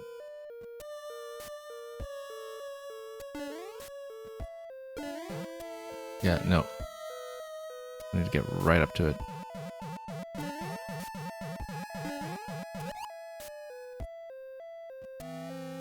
And push through the Twister and then hit. Nope. We need to be quick enough, actually, that the Twister doesn't wind up yet by the time we get into that position. Oh, whoops. Yeah, you basically need to be quick enough that the Twister isn't up and running yet by the time you get a chance to hit the on-off switch. That would be the incentive to take the Cloud. Oops. Yeah. Because then you just beat the Twister to that timing. Just need to let go really swiftly here. Oh, wrong column. Or wrong row, rather.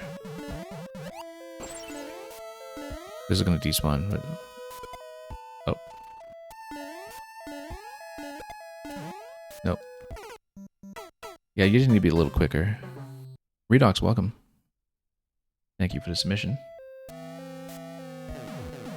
I should actually close off soon. Oh, I needed to get the icicle first. I should close off soon so we actually have time to get through everybody remaining in the queue. For those new here, that's the usual policy we go by here, is that we close fairly early, but we tend to stay on quite a long time after that to get the levels played if they're already waiting. We totally left this up here. So yeah, probably at the end of this level we'll close these missions.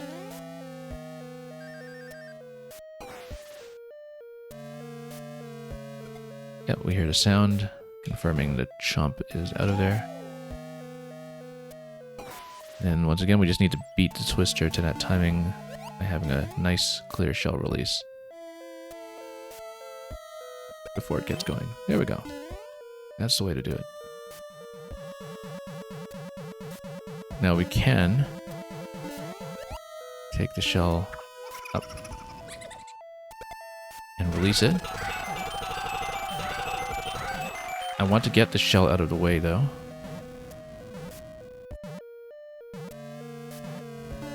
Before we fall in. Let's leave it for a moment. We need to get the booze out of the way as well. Oh, nope. I didn't account for the donut respawn. I thought I just had a refall through the column there. Typically, we would get the bone shell, by the way, to specifically eliminate those boos ahead of time. That's the incentive to take the bone shell, incidentally, is that it clears the boos when they are within spawning range.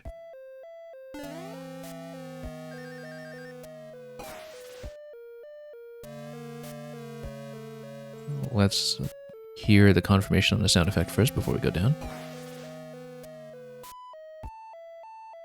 Not yet.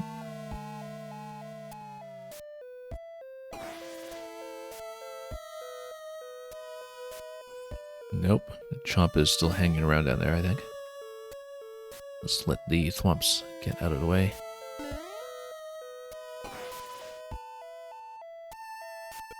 Here we go. Oh, nope. Too far left on the drop.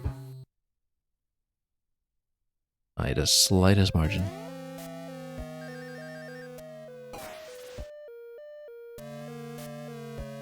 Nothing yet.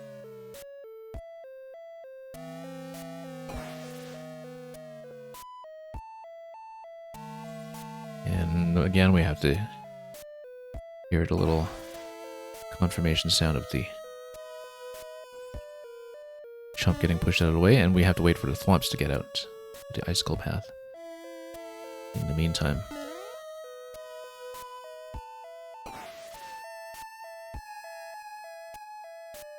not yet. Chomp is still wiggling around down there.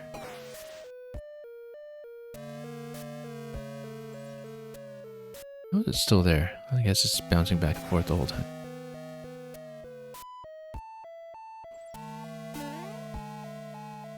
Hang on.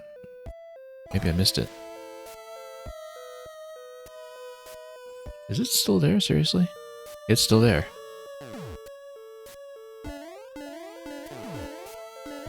Okay.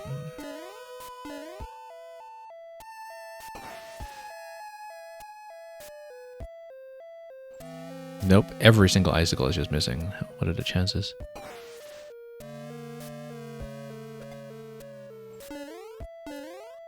Watch it turn out there's actually a hidden Kuriboh shoe here or something. It just solves this problem trivially. Anyway, we'll wait for the thwomps to get out of the way first so we have enough room on the staircase. Let's not mess up on the staircase. That spent a lot of time, actually. I guess this is a, what, a 300 timer rather than 500? Unless we spent a lot more time than I thought I did. So we can do the little boost sequence, perhaps, just to get rid of them.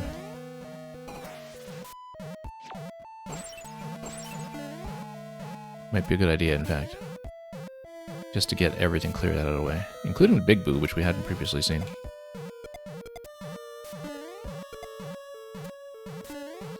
This little bounce around with the shell is not great, though, with a twister changing its position.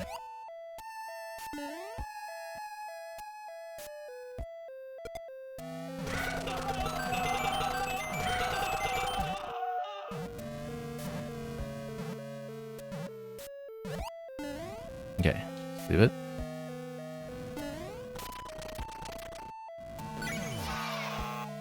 Wrong. Okay. Oh, I suppose you're supposed to go up to Boom Boom or something.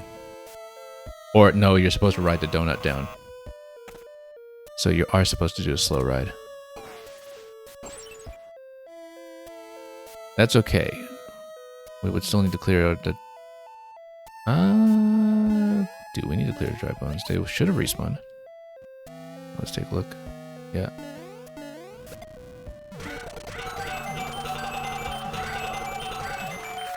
But we just need to get rid of the swamp here. Well, except if you go down on a donut block, then you start having... Oop, we're going to have a problem here. And of course, Boom Boom decides to go into the spike form at exactly the time. And yeah, Ishibim, thank you so much for dropping by once again and submitting your level earlier. If I don't like the icicle part, there may be a way to skip it entirely. Yeah, there might be. Like you get the thwomps to drop on a chomp or something.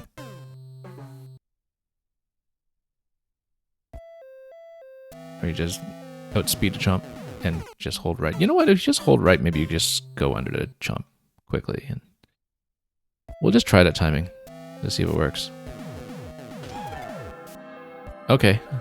I guess the chomp is supposed to hit under the, or get hit by the thwomp that way. Okay, that's a lot faster.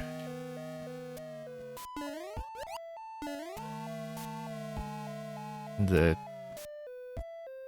course creator speedrun timing there for you. Alright, let's get rid of the blues. The boos rather, and let's get them out of the way so they're not an obstruction. Nice thing about Bone Shell is that we'd be able to cut through Boom Boom as well. But we need Koopa Shell for this part. So Bone Shell's not really something we're able to keep into that.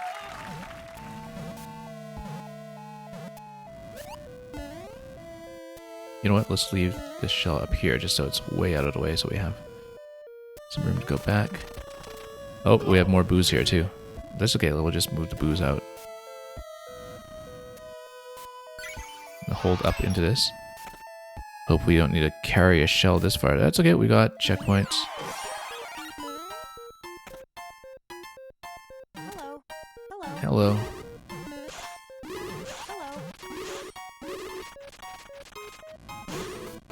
That's a lot of bombs.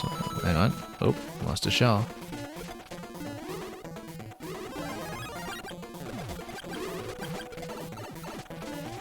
Well, we got some of the hammers down at least.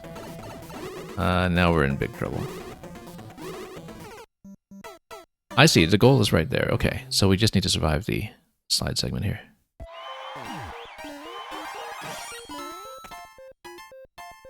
Hello. Hello.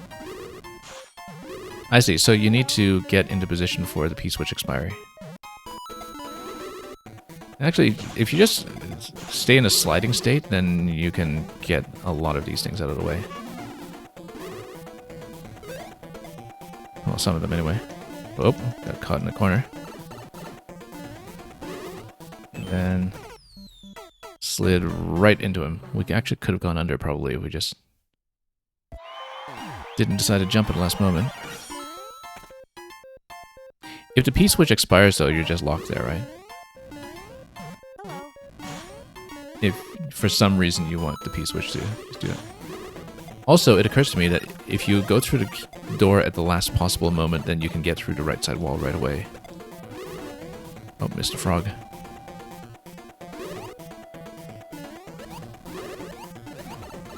Okay, well, that was miraculous for a while, but we'll get out this way. Okay. That worked. Hello, hello. Let's mark that as a win. Yeah, we definitely spent maybe too much time on that first chomp without really considering the fast way as a possibility, but despite you nudging me in that direction multiple times. Let me take a look at the current queue. We have enough levels left, some of them potentially long enough, that I am going to close submissions at this point. Like I said, for anybody new here, my policy is usually that after queue closing, I will go through the rest of the list. So if you're able to stay, please do. we will play your level. I'll load up the next code first, and then we will formally close from that point. And thank you for confirming that you're here, Zoran, and thank you for waiting so patiently.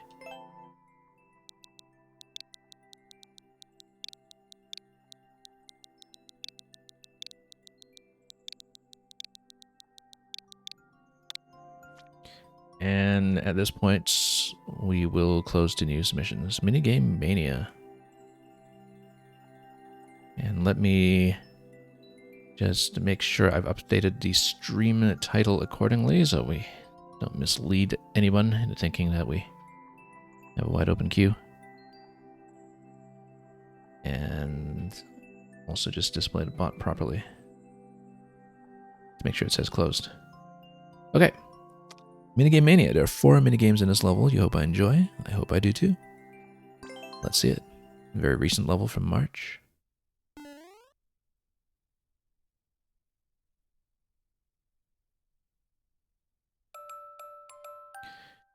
Mini games, in case it was at all unclear, and math.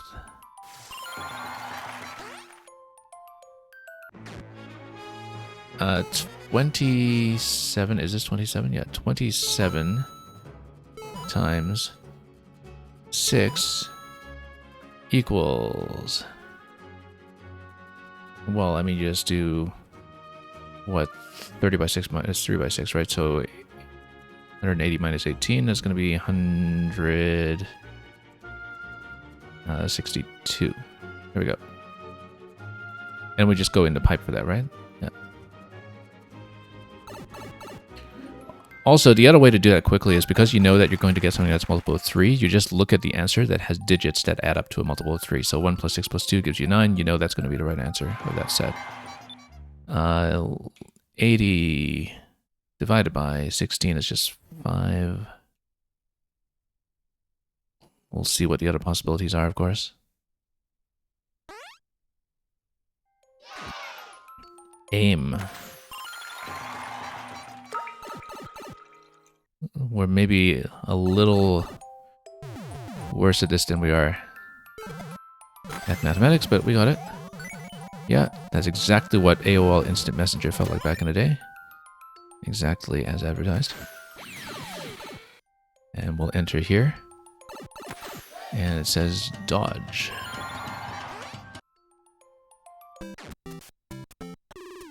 Oh, let's do this. We've been playing lots of Prince of Persia lately, so this feels very familiar. This exact thing.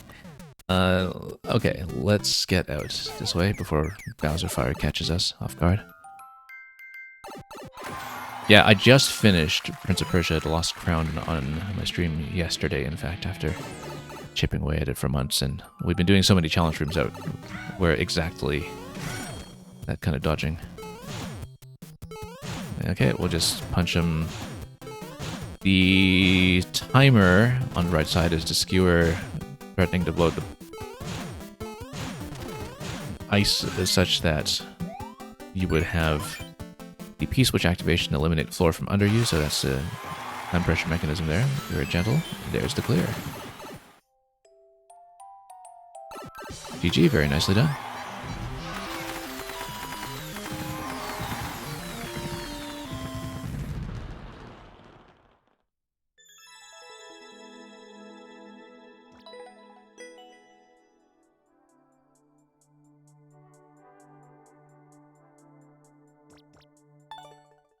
Zero 6I again.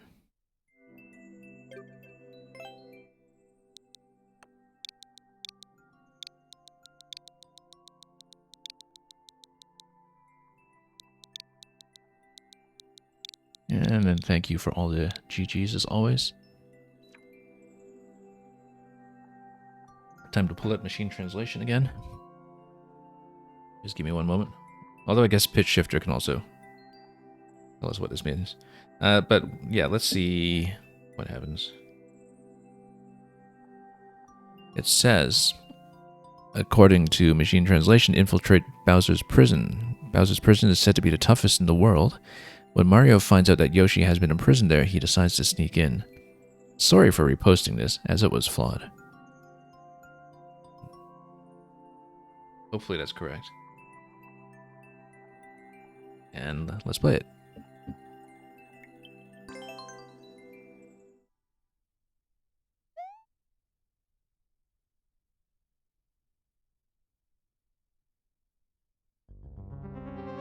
Okay. 069 has been sending us lots of fun recommendations recently. And I see donut blocks on the right. We'll go over there and see what that's all about. There is a yellow turn block up top that may have something for us. Just a one up. What is that walking up top? Let's go around and see. Just a pokey. Is there... Well, you can't reach it. It's just there for decoration, I guess.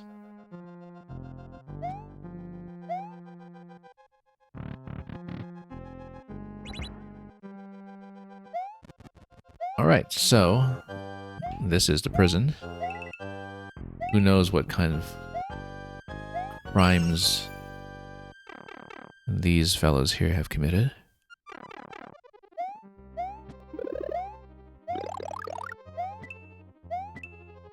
Now, if we get on top over here, what do we have? Let's collect some coins, 4 coins. I don't know if they're all in this segment, but they may very well be.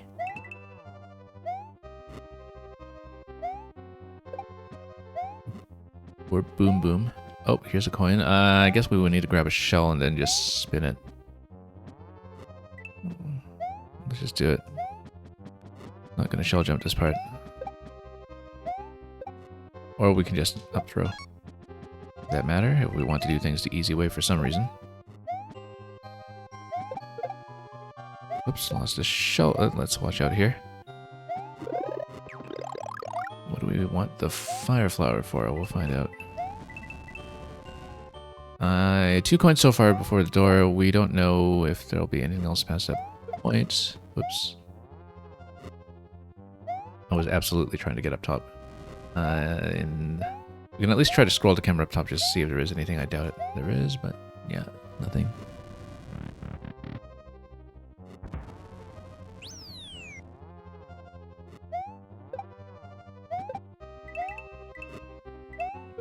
Oh, no. Fireflower caught it. Once again, I doubt there's anything on top, but we thought we'd check. Totally abjectly failed to do so. Oh. Okay, that's a potential prison break mechanic right there. Let's see what we can do here. We'll just continue this way. I guess we do need to break it open and then... Oh, no, bad idea. We actually should just run across. It's a 1 tile gap. It's a simple thing to do. Anyway, let's just speed through it.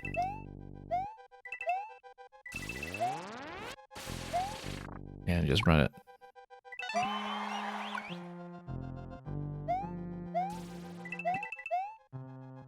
Okay, I got a sledge over here. We don't really have a good way of dealing with it right away, but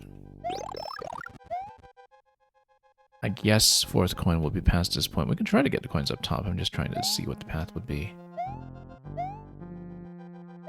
Just off this block. Just a slight risk, of course. Whoops. Bigger risk than I thought. That would be the path.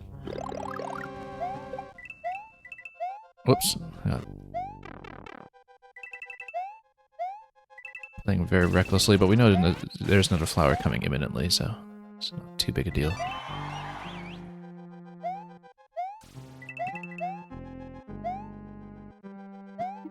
In fact, if you run this way, and then grab the flower, then you don't worry about damage so much. This totally looks like a hidden scroll break or something. Oh! It's not. It's something else entirely. It is the exit door. Tonight's team is carceral. Have we had multiple prison breaks already? Anyway, we can go this way or that way. Let's go this way. Secret boss. Okay. Oh, it's just telling me what's in the next room. And it looks like there's a one-way panel tucked in the top tile here too, so yeah, it's just telling me what's happening. 30. Looks like it's a survival room. 30 seconds. And it's just a Koopaling festival here. with custom music.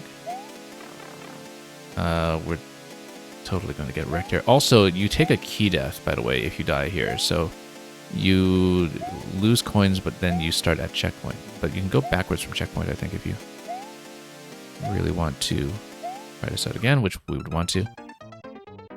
So we can try to go backwards from checkpoint to collect coins 1 and 2, I think. And it does allow you to do that, thankfully. So we will.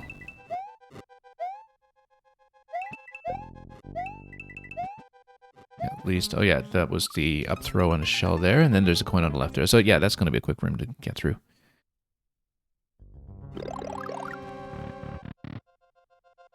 Yeah, it's a very colorful festival. That is quite true. Alright, let's just get a shell to work with here so we can get the up throw. Then, yeah, so that indicates Potaboos. We can't see the floor sometimes when we're going down, but we can see where the fire is going to come up, and so we know not to go there.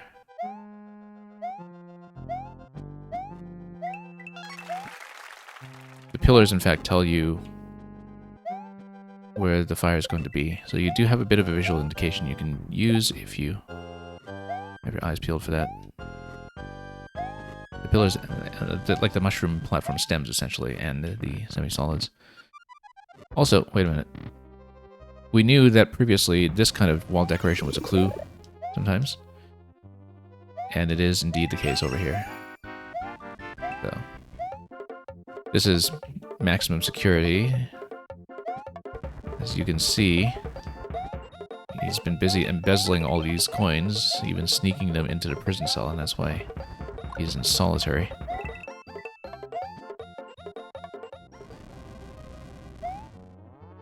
Oops. Okay, let's go through here.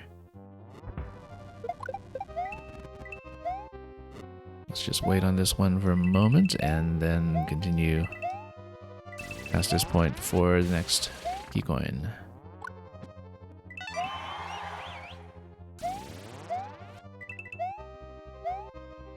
Yeah, we've seen the top coin before. We will want the replacement flower anyway. But let's go. Oh, no, hang on. Wrong. Let's go back. Luckily, this lets you go back. Because we do want to do this room. And we'll try not to make such a mess of it this time.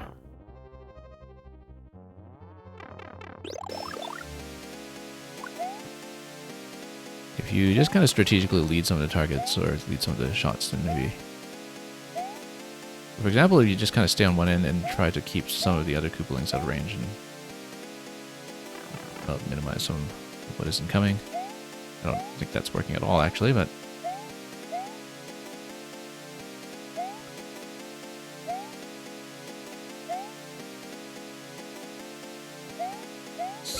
Okay, 30 seconds and everything dies, so...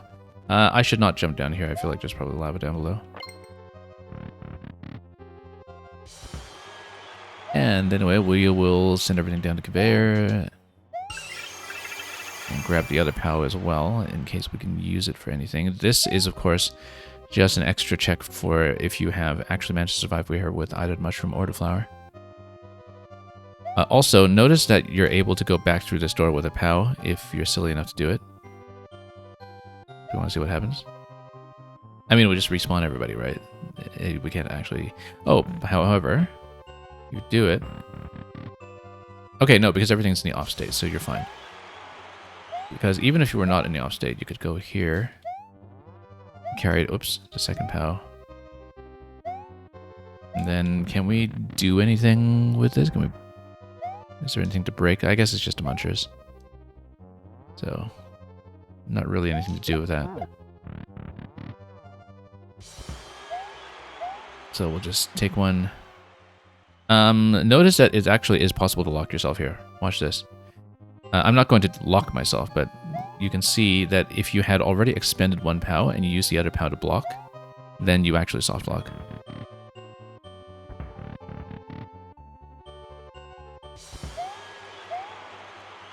Anyway.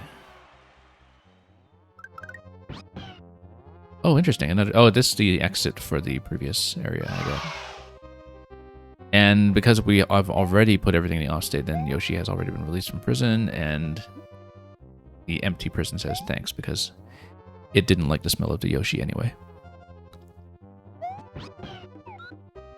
Can we actually jump up and do anything? Let's see. Not really. Just gonna try to go around. Hang on. The ice is obstructing me a bit though, and no, that's okay.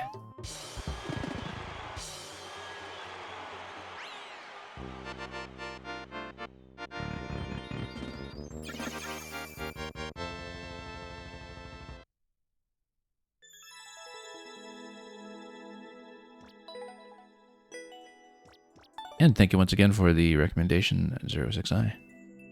Yeah, you would think with this many players on the level, people would have caught the lock at the end, but I guess not everybody goes out of their way to deliberately do that to themselves. Mail 64, let's take a look.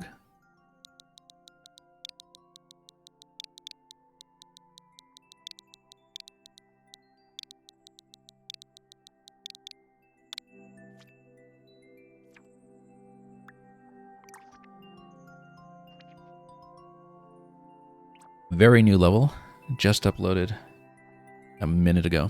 Panoptical Hammers. Liberate long-lost prisoners. They hold the tokens to the exit.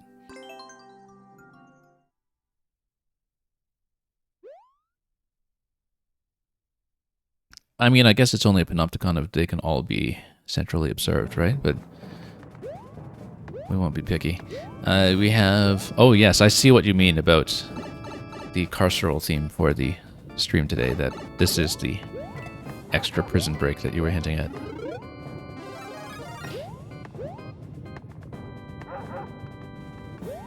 Well, we could try to spin through it. I don't know if we want to. This is clearly going to be a break on the right side.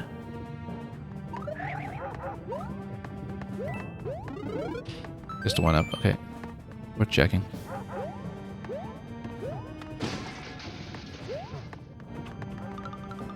Oh. Bomb crush over there. Then chomps all over the place over here. Now we drop this and send them through. There's some reason that we want to send them through, no doubt. Like if to weigh something down? I don't know. Well, they let you spin up here. Okay, so yeah, you're supposed to let one of them come over here because that's... You see that ability. I am looking at this and wondering, of course, if something like triple jump or wall jump off this edge could make it up as well. But we're not going to try it with a chomp down there. I haven't really mapped out the distances myself. Speaking of wall jumps... This breaks... okay, good, it doesn't over-scroll here. In fact, that seems like it's the only thing that's going to break that open for me. So we will go to that side where we hit checkpoint. Maybe we do want to hit checkpoint. I mean, you can still access that regardless. I don't think there's anything blocking you off. But with an on-off state switch, then you can go through this pipe. It looks like it might recycle you here, in fact, after an on-off switch later in the level. It's entirely possible.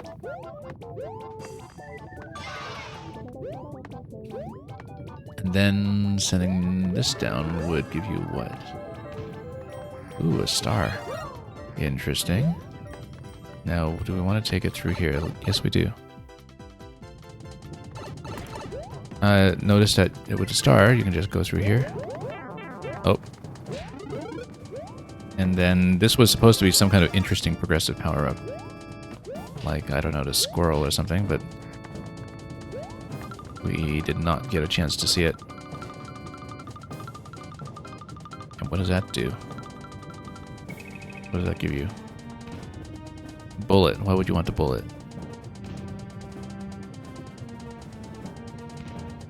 I don't see the rationale for that. Also, always worth checking.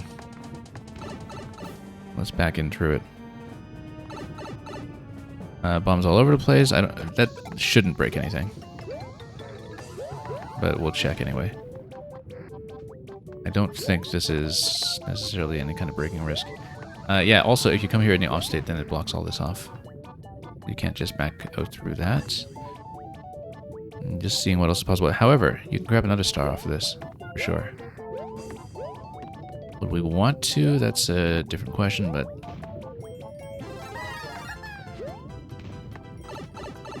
we will try it. Oh, yes, okay, so you actually... well, yeah, the fast way is to just get across Joe if you have the star. Otherwise, it would take long enough to do all this. I see, yeah, that's why that lifts, is because then it gives you access without the star. That should have been obvious. It takes long enough that I don't think you can escort the star to the door. I'm thinking about how I might route that, but I don't think it's doable. Okay, key on the top left and checkpoint up here. Let's see. We can't do anything to manipulate the blaster over there at the moment. But we should check the door first. Yeah, we actually only have 1 coin so far. We've got lots left to do.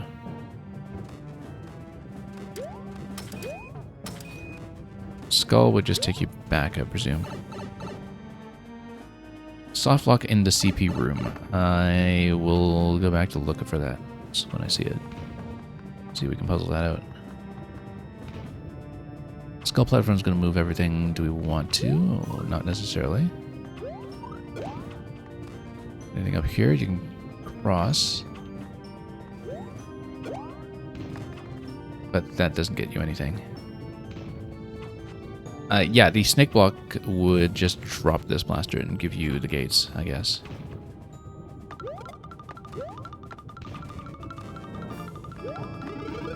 Fire flower, okay. And that, whoa, I didn't account for where it would fall there. You're saying there's a soft lock in the CP room, why would there be? Let's think about that.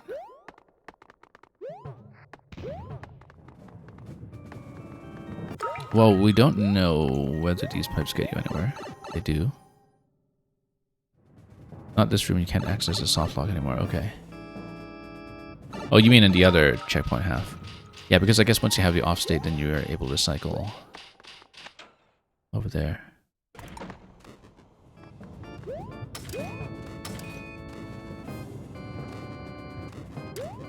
Let's do this side again to see it properly. Send this over. Yeah, I wasn't expecting the snake block to loop around and do the additional push on this side, which was a slight surprise. Oh, and it threw me off that the hammer actually landed in the same spot. I was expecting him to move somehow, although there was no ground below him, so I guess not. Let's just do that again. And of course, we should check this side too. But we'll do this side first, just because we're working on it.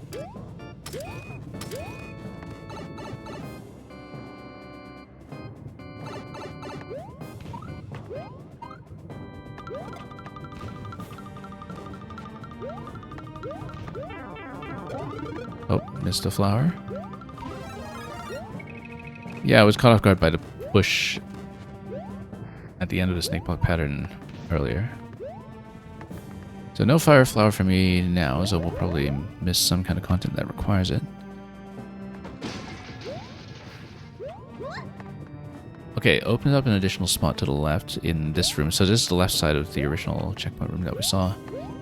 You can still, however, cross over here to... oh, can't break this anymore? I guess not because of the on-off state that you had initially going into this. That changes the way that the scroll break is set up. However, if you came here without respawning from checkpoint, then this would be broken, but you can't access it anyway, so I don't think that matters. Snake block is going to move things once again.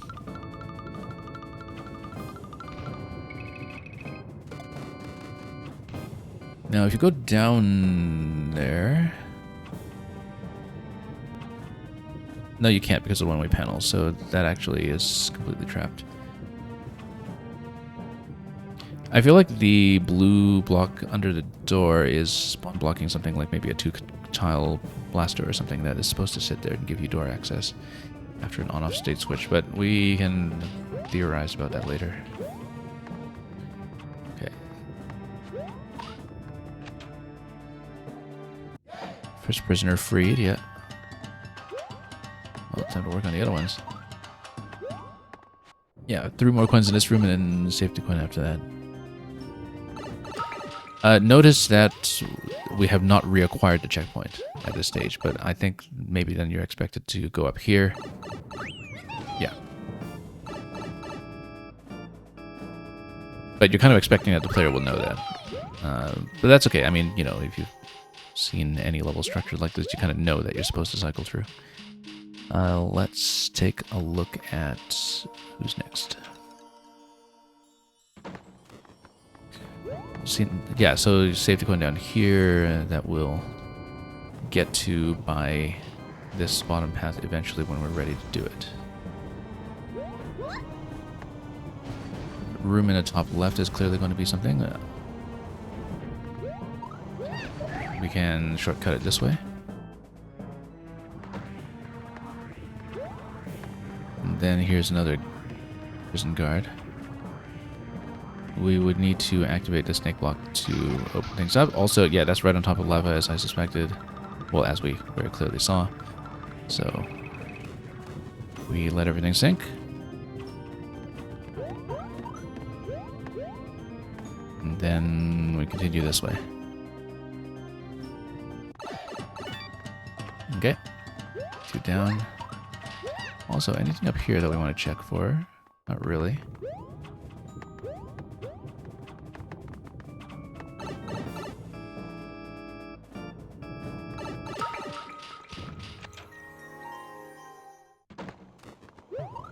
Let's continue going right. Oh, whoops. Oh, I did not expect a second skewer there. I totally didn't require the checkpoint as well, did I? Yeah, we're back to 2 coins. So I guess that's the issue with it spitting you out to one flag without cycling you through the other flag. You do have to remember that you have to manually grab checkpoint upon completing any segment, and it's okay, it's just very easy to forget and overlook. Because you're not actually compelled to go through the path to save your progress. It's very easy to just pass through the flag and forget that it's not an activation of a flag. Rather just returning to one that has already been touched. Oops. We'll let him sink down slowly. Pretty simple to get this one at least.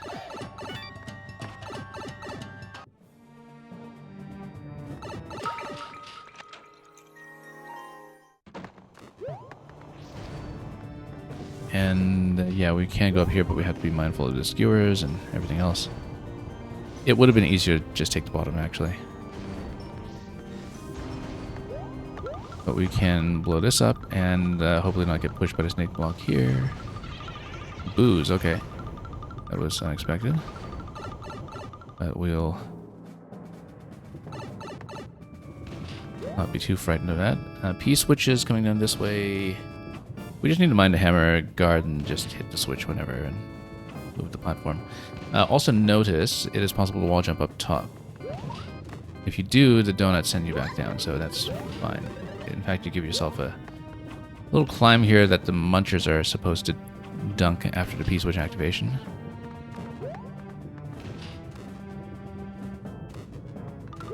Here, we're waiting for what? That's going to free up the P-switch.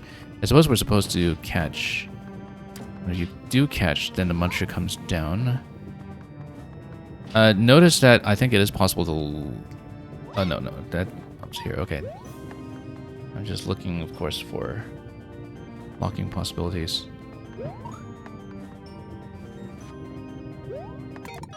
Oh. Thought I'd check that. In case you do, in fact, land cleanly for an entry. But we need to continue up top anyway. Okay, yeah, that's fine. Oh, I was trying to do the wall jump catch thing to bring the P-switch over here. I feel like it is theoretically possible. I don't know if we do it necessarily, but...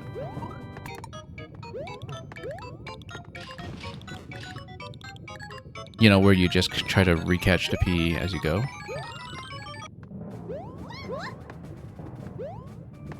It's a pretty narrow column, so you don't really have as much latitude to do it as you normally would. I will not try it very seriously. But if you can smuggle a P-switch, that's something to check for sure.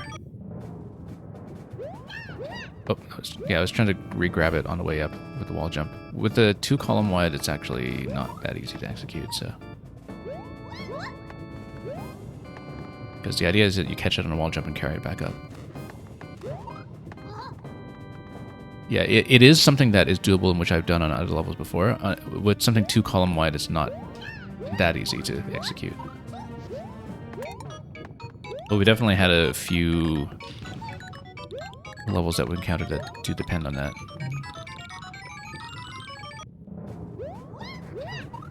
No, we should not mess around with that too much. Did I totally forget to reactivate the checkpoint again after 3rd coin? I think I did. Yeah, I totally forgot. So, again, that's the risk there. Also, I missed a mushroom.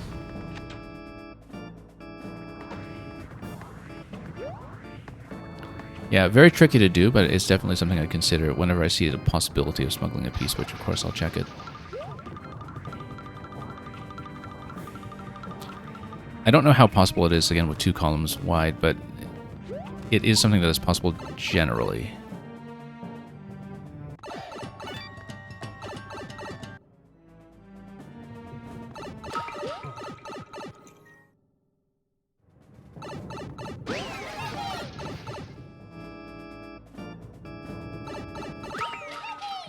Because obviously something like that is a potential breakage risk for a lot of levels, so... Okay, we're just going to avoid the burners this time and do things a sensible way. What does this give me again? Oh, it's just a boo. I should remember that.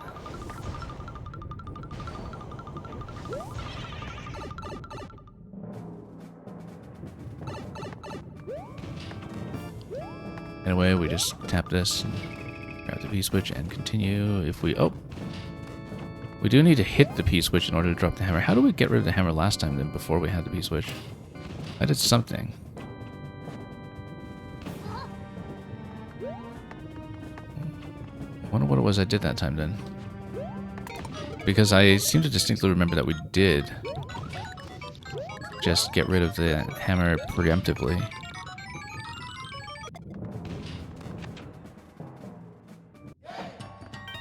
Anyway. I would check the right side. Let's remember to save here.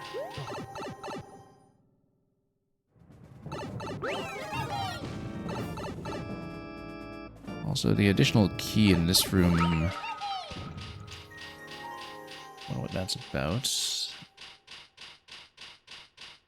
Because I'm just going to take a look at how the blaster is spawning there in that position.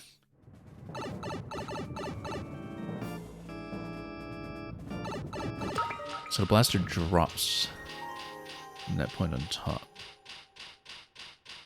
If the bomb has been ignited...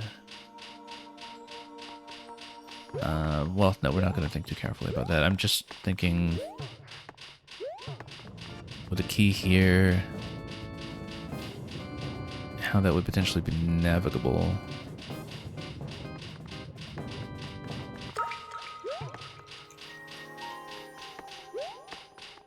I think, yeah, because didn't the bomb blow up something with the note block dunking on top of it, and then it opened up a gate that then allowed the blaster to drop. So there's a particular state in which you can just get up there directly and grab the key. Possibly it's an anti-key death mechanism, actually, now that I look at it. Because then the idea is that if you spawn from checkpoints in a certain state, so for example if you have no coins, then and you get into a position where the bomb doesn't break and drop the blaster, and then you are able to grab the key. Maybe. I actually didn't map that out. I'm just looking at what that's all about. It looks like an anti-key death. Yeah. Saying a key death mechanism, indeed it is. Let's see. We saw this door. We saw the other part up top. The pipe is where we came in initially. Did I miss something on this side? Actually, don't know if I did. This sends you back, this skull platform here. I don't think I missed something. Oh, whoops. I just need to check what the remaining entrance is. We didn't look at the skull platform on the left side, but I think it's supposed to be just a way of getting back.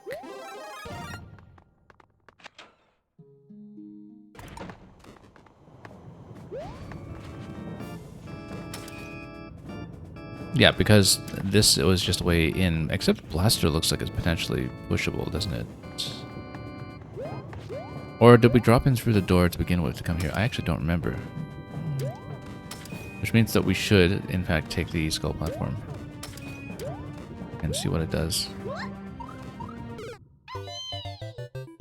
It goes pretty far, and that tells me that it actually is going to load in somewhere interesting to do something and open up a path. Unless it's just there as a return path, but I feel like it looks more interesting than that.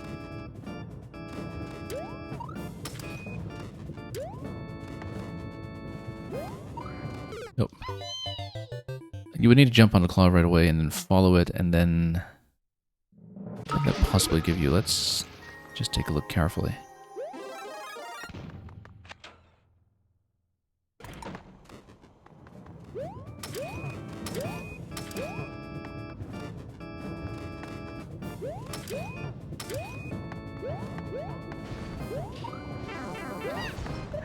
Oh, nope. Messed that up completely. Because I feel like the skull platform going there... I didn't take a look at the right side wall very carefully. I'm just seeing if maybe there was a... Whoops. Scroll break or something we didn't see. Let's just take a look here. No, there's no scroll break on this end. It's just a pipe. A boo. So I need to figure out which entrance I'm missing.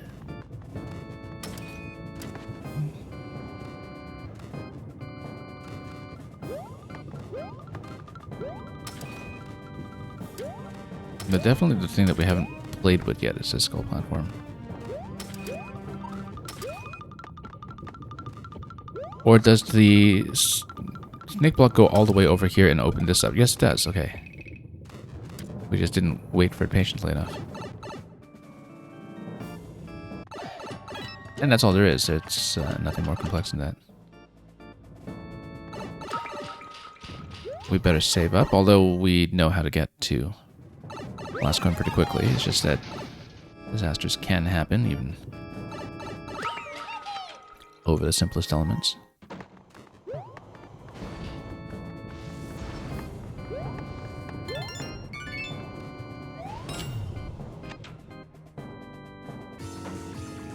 Okay, so you got the warden over here, luckily prevented from stomping all over the place.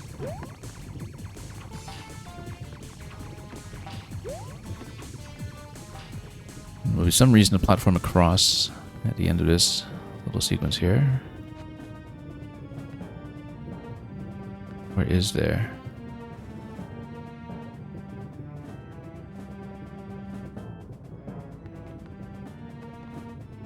Okay, this just gets you out. Wait. Thought it was going to pop up on the platform. That's okay, that works. I don't know if there was something more interesting that was supposed to happen there. But, whoop, I totally flipped that. Yeah, we're going to take some kind of death here just going for the one-up, aren't we? But then that would let you see the key death mechanism if you needed to test it for some reason. That was not deliberate, but let's go back and check the key death. The warden is supposed to follow. Okay, well, let's get another look at that to see what's going on there. Oh, I totally didn't grab the key. Hi. Whoops. Hang on, let's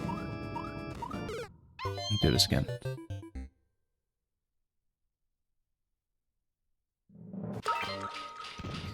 Yeah, because that was this.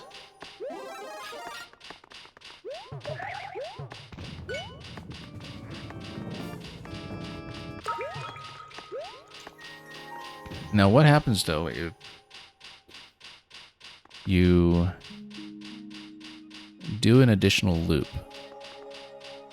to grab the other coins and then come back, and then you have a second key? Sometimes I find that with anti-key death mechanisms, it prevents it in some ways. There's something that walls you off from doing so, but as long as you don't have some kind of second consecutive key door after this that player's gated behind, it shouldn't matter. But it was definitely mapping out whether it was theoretically possible. I guess... Well, how is the warden supposed to follow?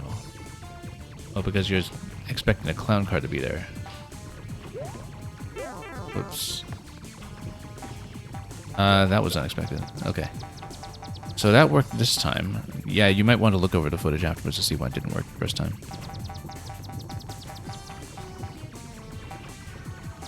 Feels like we might get a chance to go for the clown car here, and we do. Now, if we have the clown car... I also feel like the extra hammer jumping down was maybe something unexpected. I don't know if that was with the intended behavior.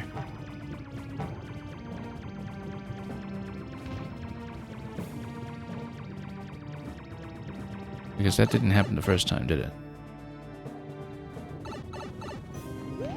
Oh, whoops. Yeah, if you save with a coin, you don't get the anti-key death mechanism. But I'm saying, like, if you survive at this point and loop around and collect remaining coins, it doesn't matter. We've seen the ending. There's no second key door. It was worth checking, you know, in case people sometimes have the anti-key followed by something like a boss room that has a different key. I mean, I guess, you know, you're not saving any time by taking a long way and collecting everything again. The extra hammer shouldn't be here, but is unavoidable because of the way the level overlaps. Okay. So it seems like we just found an extreme edge case where the sledge was just in exactly the wrong position to attempt to follow. Like maybe, well, we know that it goes up because it kind of tracks the player height, right? So if we stay low, it doesn't follow, you see? If we stay low and just don't jump, then it doesn't track the player's height far enough to follow us. Because we just drop down to the platform like that, then it never has a reason to pop out. I see that, I think the way it's supposed to work, right, is that you're trying to force a jump that would allow the player's vertical positioning to move the clown car up ever so slightly. And it seems like that's actually very easily avoidable if you just drop down gently and keep the clown car pinned down.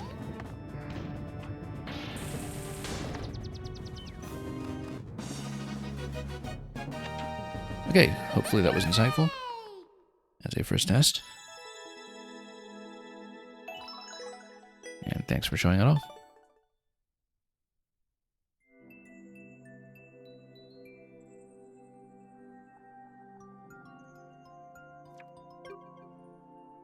Roby Angel, thank you for waiting so patiently.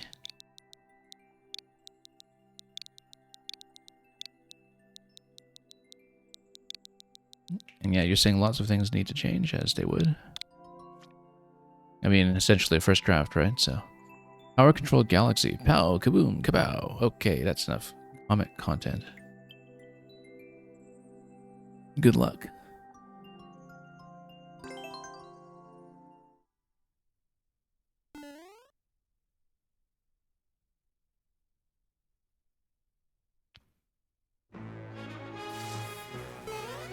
Okay, POW bounce over here is going to then give you a slot to stand on for the door. Right there. So it's essentially going to be a POW bounce level then. Now you hit the POW, then I think the implication is that you're going to get some kind of state switch. Oh, I guess you would have to hit it with a Super Ball, unless you want to drop it with a claw. Is there a reason we would want to drop it with a claw?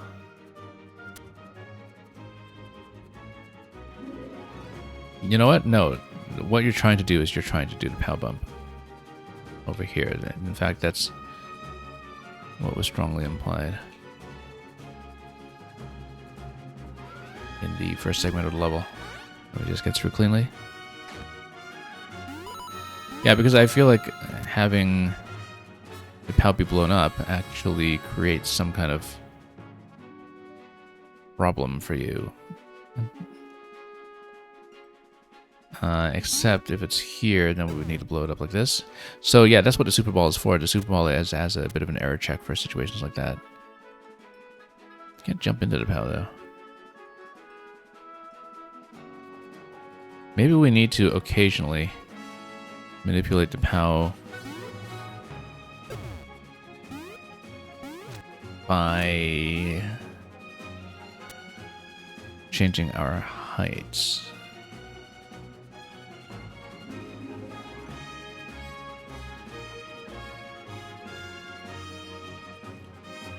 I'm just wondering how we're going to get across here without, oops, bumping the pipe. Like that, okay. Crouch jump underneath. Oh, that's a problem though. It's doable, just a little bit fuzzy.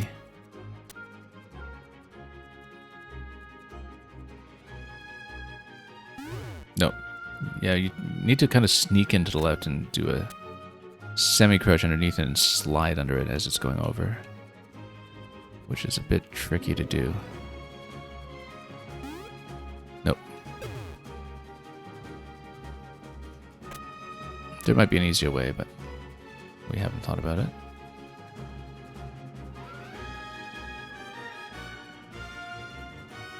Okay. Yeah, obviously if you're crouching at any point, that manipulates his position a little bit.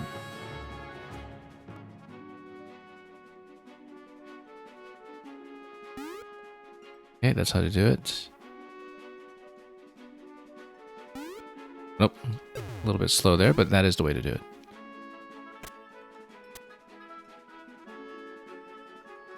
Yeah, we've seen a lot of POW bump levels before, but very few, I think, that relied on this kind of crouch jump to do the extra push, so it's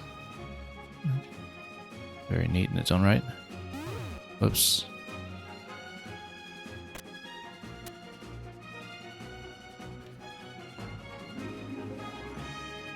No, hang on. Yeah, we need to basically slide it over in such a way that we jump up to its left, but then slide under quickly enough to bump it. Like that. It's tricky to do, but yeah, unfortunately, if it is about to land like that, we need to manipulate its position. That's the thing, is that with the slide push, we don't exactly know sometimes how far it's going to go. Whoops. And you could get into a sticky situation like that, where if its height has been manipulated by enough, then it's not going to land in a usable position.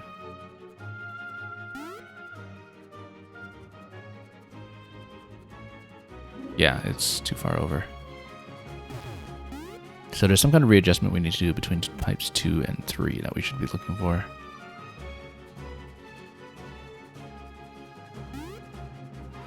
Oop. Because as soon as you bump back and forth like that, you're going to have some inconsistencies in where the POW's going to go from there.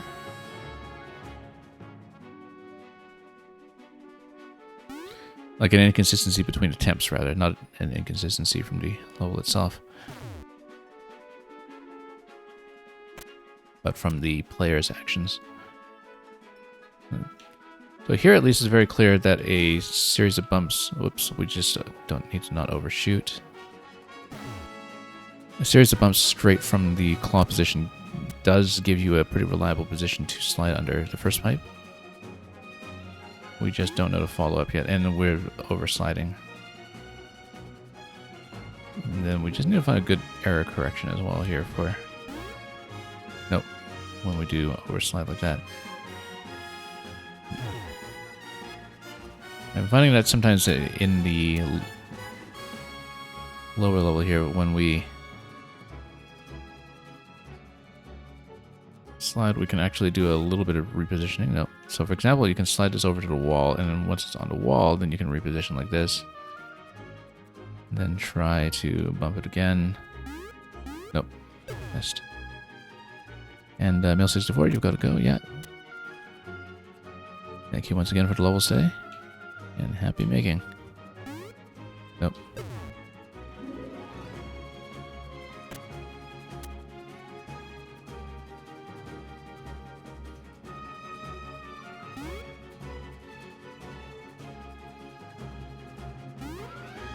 Not quite. Let's hopefully not have this one up on the ledge here. Nope. Oh, overshot.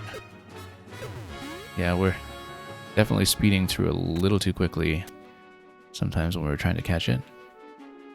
You need to dash a little bit to get the slide under, but once you slide under, you shouldn't overshoot it too much. Oh.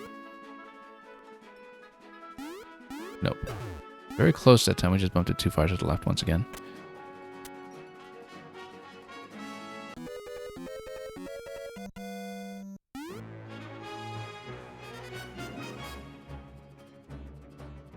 Nope. Well, we'll try to catch it before timeout.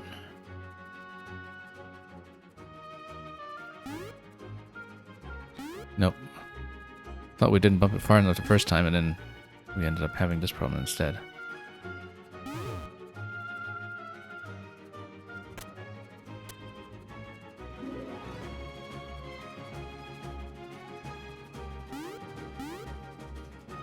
Okay. Nope, it was going to get there a little bit low.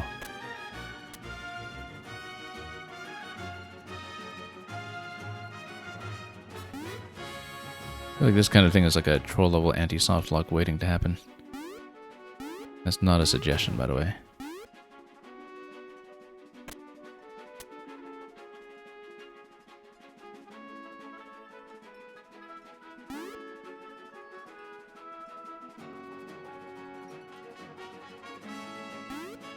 I mean, we've seen things like Link's shield bump and juggling levels that have been kind of like this, except with the Master Sword instead.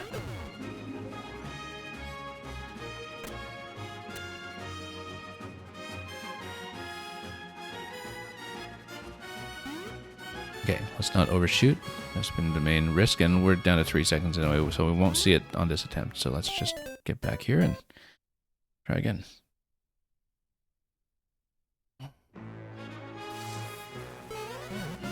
So we'll wait here.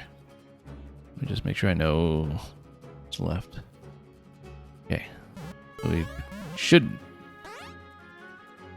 be able to realistically get through to QSA at least.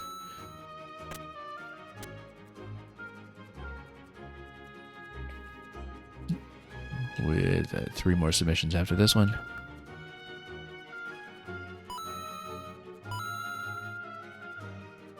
We'll get this on the wall and then back to the next room where we will hopefully not spend the next 460 seconds. I'm trying to get this executed properly.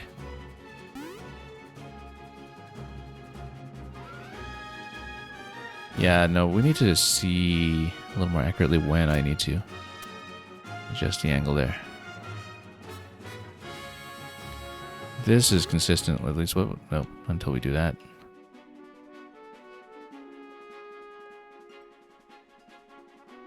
And when you kind of stand up from a crouch, you do a bit of a double push. That's what's happening with the POW sometimes. And sometimes the angle does matter.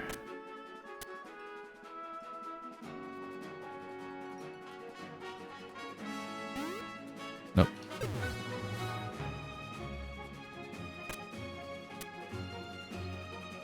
Well, we'll see if it's a checkpoint after this one, or if we have a lot more to go. Yeah, you see, the kind of standard path there is not going to work. We need to adjust the path between the 2 pipes somehow. I mean, not always going to be very consistent about this just because there can be so much finesse to the angle of approach. I can change the way things go.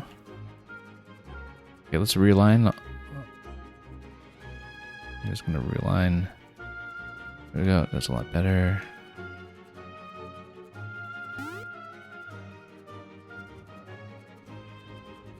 Let's go left first and then bump like that. Up, almost. Nope. Overshooting still.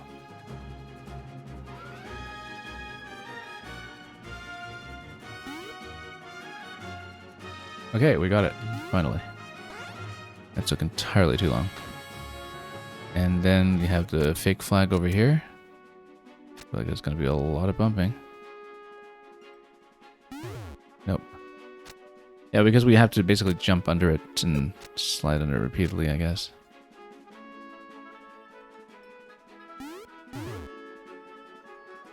But as long as we go up step by step without actually hitting the POW, we should be able to follow it and basically push all the way up like that. It actually worked out surprisingly well until I hit it by mistake. We're trying to stand in position quickly enough and I just was a tiny bit slow. But this actually is not too bad. You just need to follow it from behind a little bit. And then you can actually consistently get it up and get it up quickly.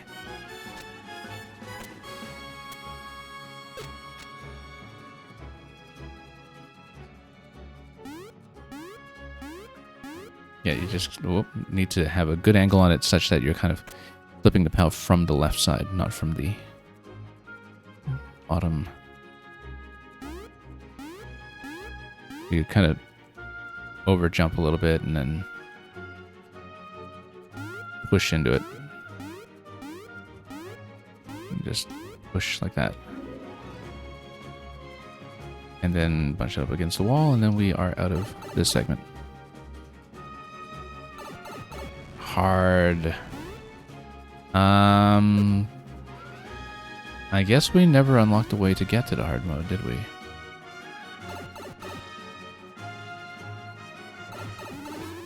Oh, I see. Yeah, no, you can go back for it. Of course we'll do it.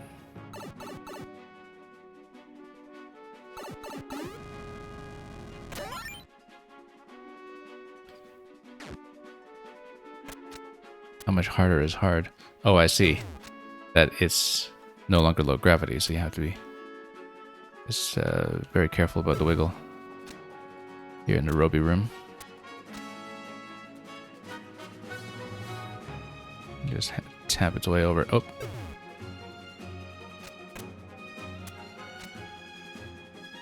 Nice way to do the hard mode, incidentally. Didn't really see it coming, even though we knew going in that standard gravity would be in play somehow. Nope.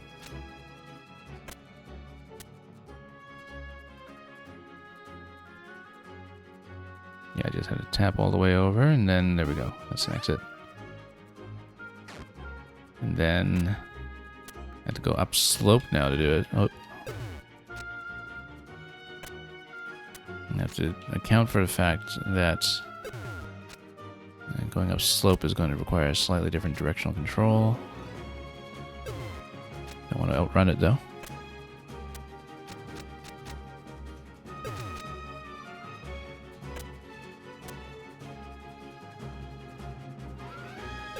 Yeah, very easy to be outpaced by this. You have to be very exact about your speed.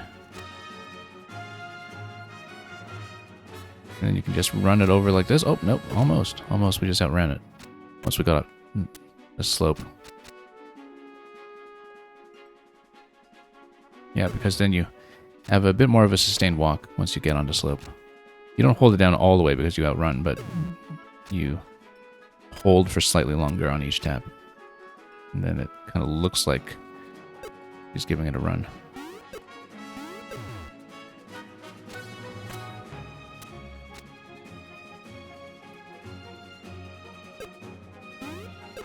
Too bad the Super Ball has such a long cooldown time.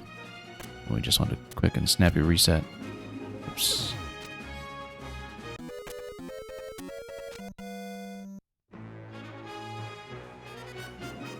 Nope. Yeah, I still don't have the finesse to get off the top of the slope here, because previously we were outrunning, now we're overcompensating a little bit and not taking it far enough.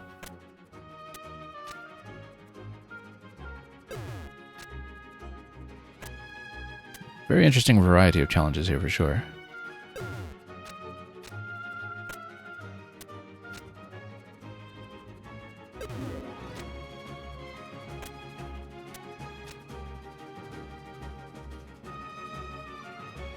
Nope. Not a lot of time, and we don't know how much more there is past this room, of course.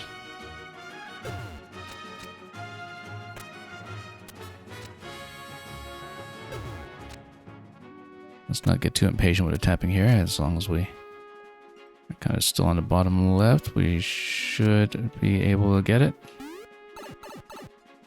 Let's see what's left. Whoa, okay, so we'll need to follow it up. This is going to be back to low gravity at least, but...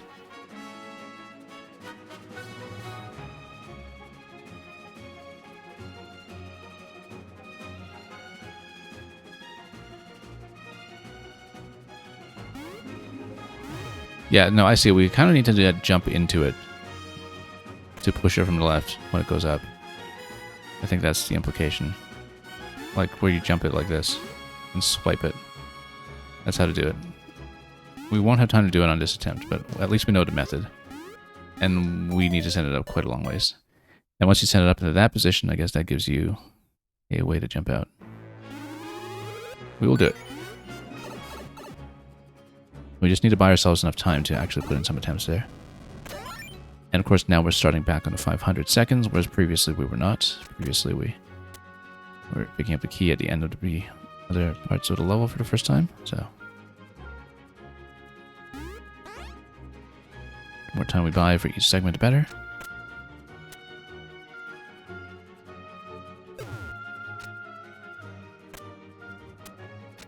And then we'll just give it a slow push. Push, push, push.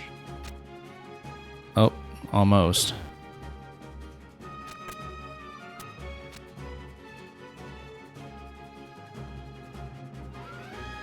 Nope, not turning the corner at the top very well just yet. There's a bit of a momentum change, obviously, once you get over that hump.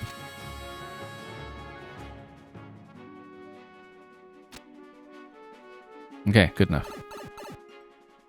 Got over here with 440 remaining, that's plenty.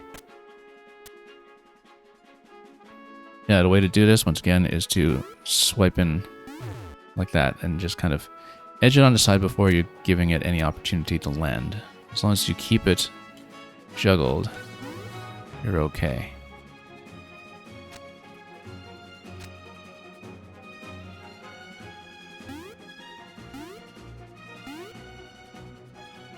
And then, once you juggle it here, then we just kind of swipe it again. And we should be swiping it back and forth to keep it centered once we're there. So it's okay to overshoot slightly. And you, in fact, want to do that so you keep it from falling down on either side.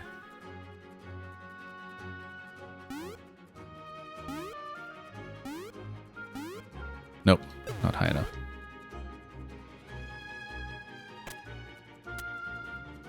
Yeah, giving it enough height to get an additional bump is necessary here, but as long as you kind of swipe the corner whenever it's not quite landed yet, you're actually okay.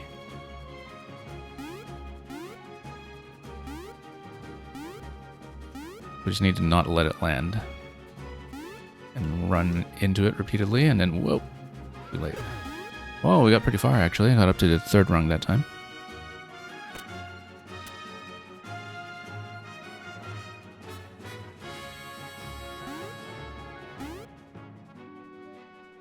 Okay.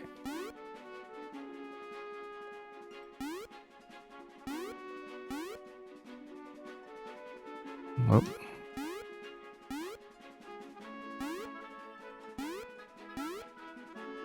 Whoop. Almost.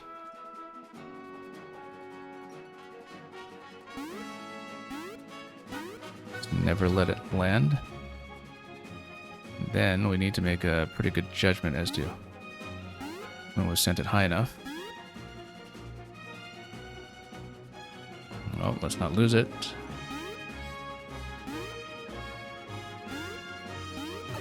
There we go. Caught it. I was a little worried about the up pipe exit, but we managed somehow. That's some kind of state switch, which might manipulate the ending, I guess. And look at that.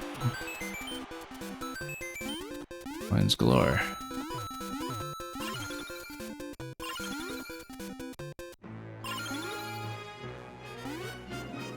Epic. GG. Also, oh, I guess that just bounces you up at the end. Well, that worked out. Okay, thank you very much for that. Very satisfying to figure that out in a systematic fashion. Like I said, we've done a fair bit of power bump levels before, but none that I think had such a focused level of attention on trying to do the repeated juggles off the corner. And definitely by the time we got to the last room in the hard mode, we were tested on our mastery of that. Very recent upload from earlier this month as well. And I see that as doing deservedly quite well.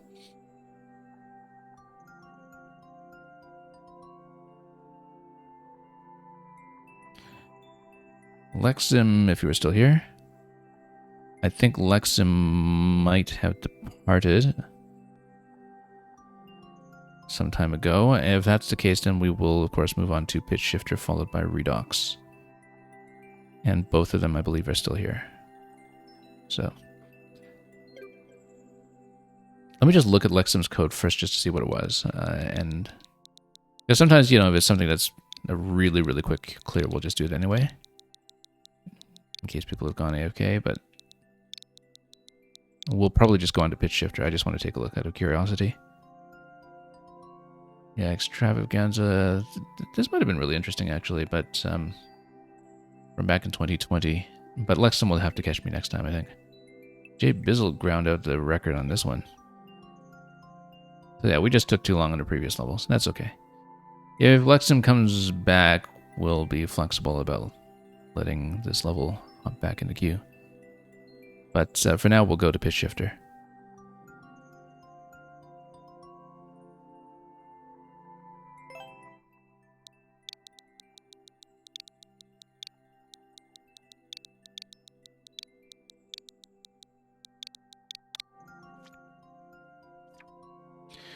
Julian, Romancing Saga 3.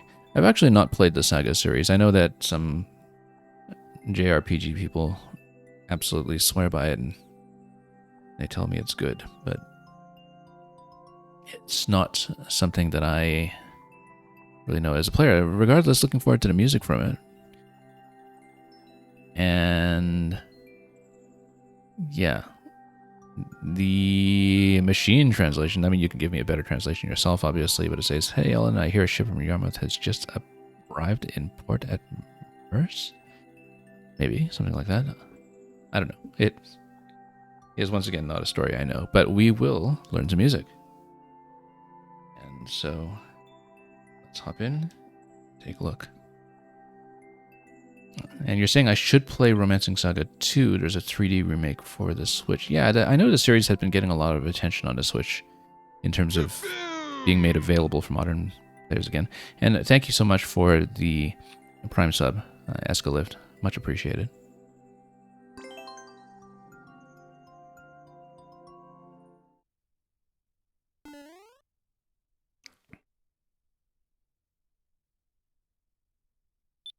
Okay.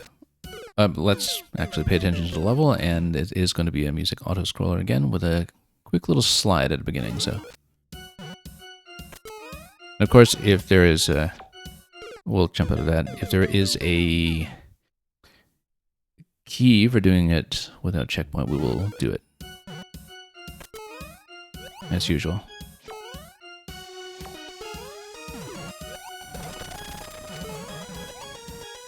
Oh, was trying to get a slide there. We were just late.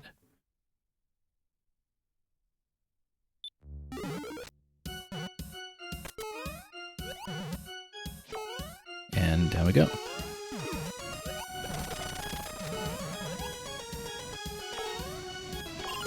And over here. Oops. Totally overshot that. And yeah, we see the key that's available right at the platform drop going into the next segment, as expected. It's a quick enough segment that we should be able to get down consistently.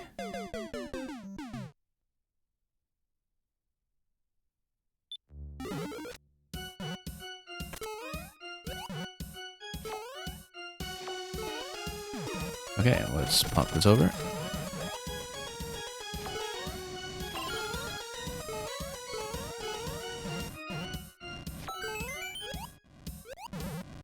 And... oh, yeah, we're not supposed to hold right here, obviously, because that's how it tricks you. I actually saw that slot there the first time we arrived there as well. I took a death before that, but we just didn't think about it this time. I saw that as a risk. I just was so distracted by the thwomp that I didn't stop holding right. Because I was looking at the parachute thwomp and was about to say something about it, I think. And that took my attention away just enough that we also missed because it kind of has that acceleration there from not being on a track. Whoops. Bad start.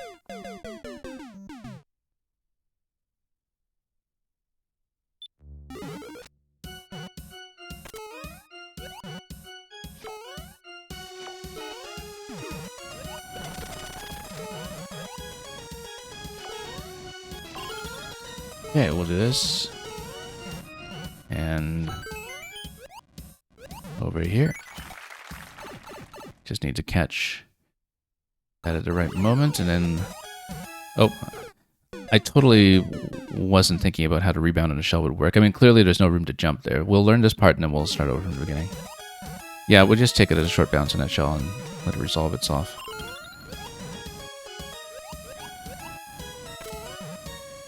And then once again, short bounce on the shell.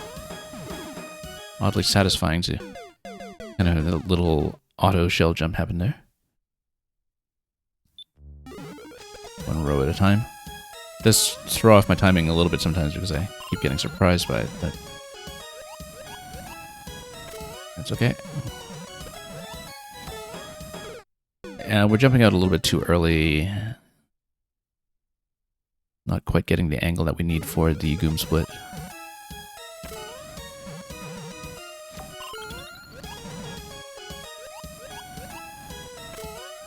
Let's try again.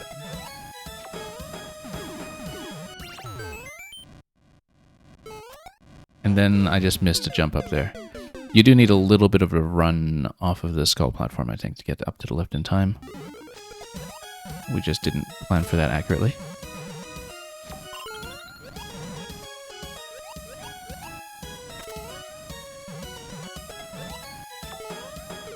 And we need to hold into that jump just a bit longer. I was reluctant to do so since we seemed like we were at risk of overshooting the second Goomba, but the first Goomba I think we can have a nice full jump. Whoops. And yeah, first segment is simple enough that I think the key route will be pretty approachable.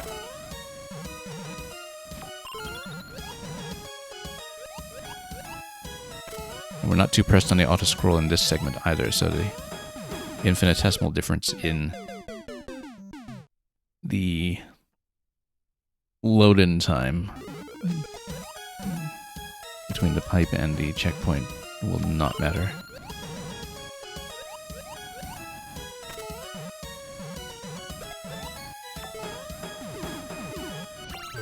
Yeah, I was a little worried about the overshoot on the second part, but then we got this, and then, as expected, we will redo it. So this was from 1995. Very informative date stamp.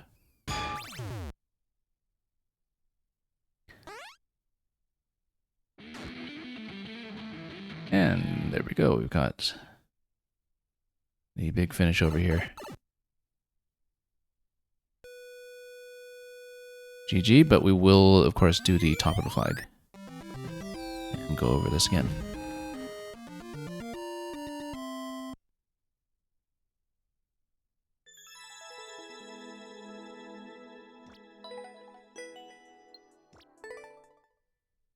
Yeah, short and sweet.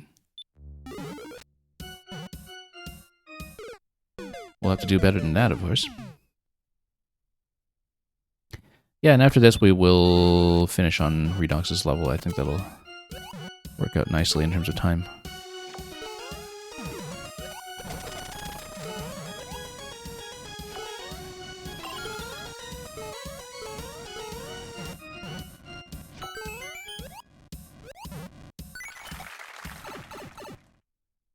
Almost slipped through that.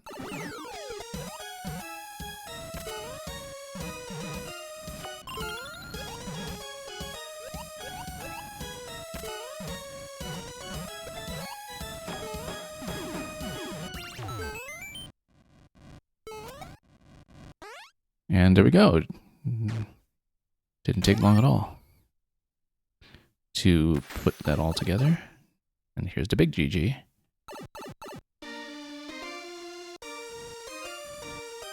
Is this the Saga series victory music? GG. And thank you for that, Pitch Shifter, and thank you for the follow.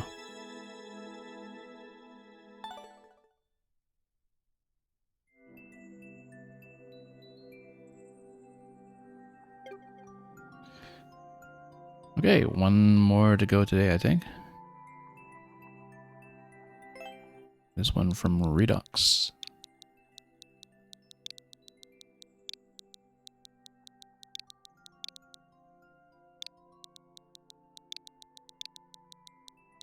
We are well behind on Redox levels at this point, I think. We've been uploading pretty frequently. This is Boink from earlier this month, a bully level.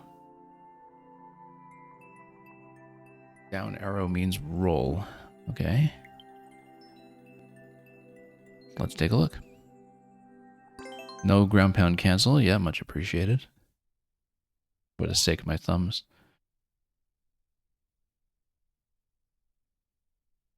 So we can lose to all the late wall jumps instead, right? Oh. I was kidding about that, and of course the first thing we lose to is a late wall jump where I just slide down a little bit too long.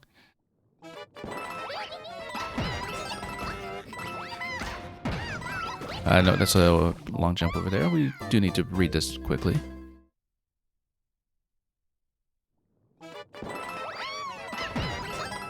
Yeah, want to be really snappy about those if we can, and also just avoid some of the phantom diagonals from time to time.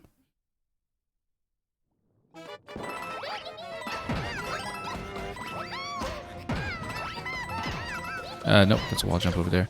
Yeah, it's a high bounce off the first bully, and then the second bully just kind of projects you into place.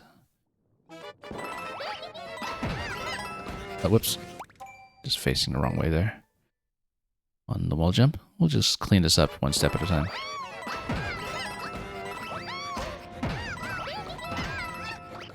Nope, that's a standard jump. There is an arrow telling us, oh yeah, that's just to give you a sense of direction for which way to zigzag down through that column when we get there.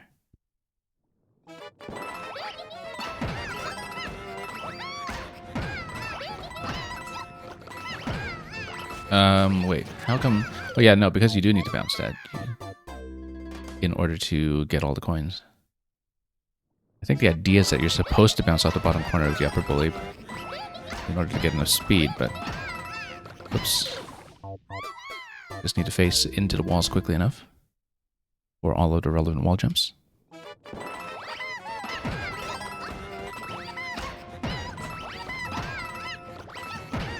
Yeah, no, you need to hold a full jump there, actually. The reason that we're falling short of this bully is that we're not holding a full jump that hits both bullies. And you're supposed to do that, because that is what projects you down to coin 2 and coin 2 quickly enough. So full jump here. But then you need to have a really quick wall jump off of that. So you kind of turn around at arrow so you have the correct falling angle once you bounce off the smaller bully.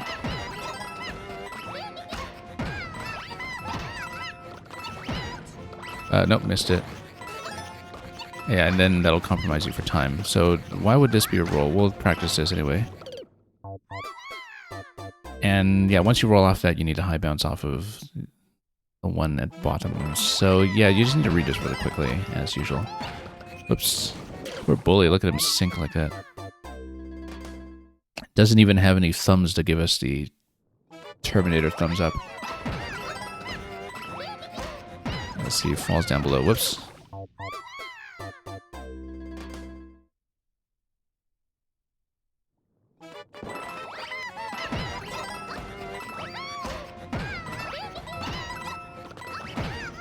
No. So I wonder why I'm missing that, because I'm trying to jump in as soon as I can to hit that bully and try to bounce on the small one, which I think is the intended path. Whoops. But I think we're just slightly off angle for some of that. And I'm not always sure how.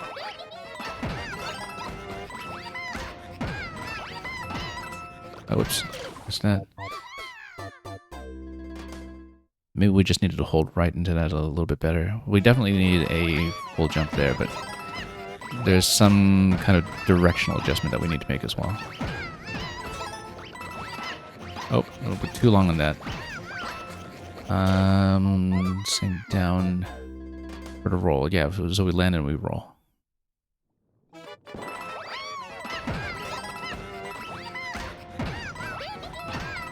Oops.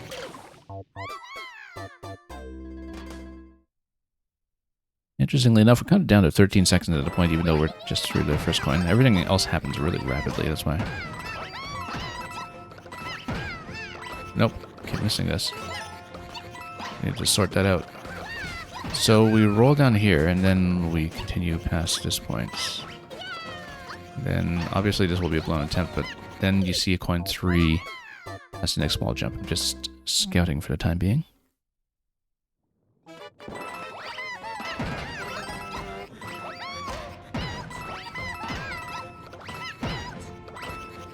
I wonder why that angle just isn't working out.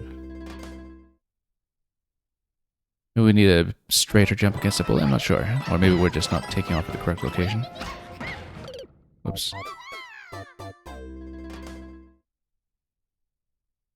I think for some of the bouncing back and forth with the bullies, maybe there's the implication that you're still holding right at that point.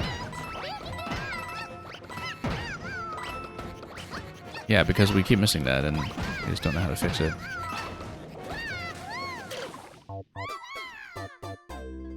Jumping too early, it's possible.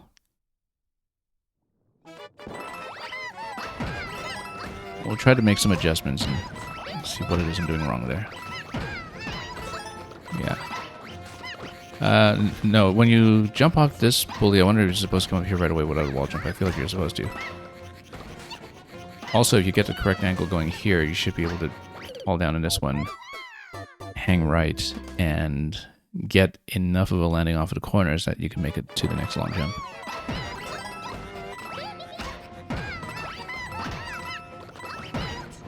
Definitely jumping too early, actually. I think I'm always concerned that I'm not actually going to catch the big bully on the left if I jump too late. Instead, we're just jumping too early. Yeah, it's got a big hitbox. We don't need to worry so much about that. Okay, no, this one we have to go directly up, I think. Yeah, because then you land like that, and then after a roll, you land like this, and then you're supposed to catch something here to proceed forward. So we'll just need to figure out how to execute that sequence properly.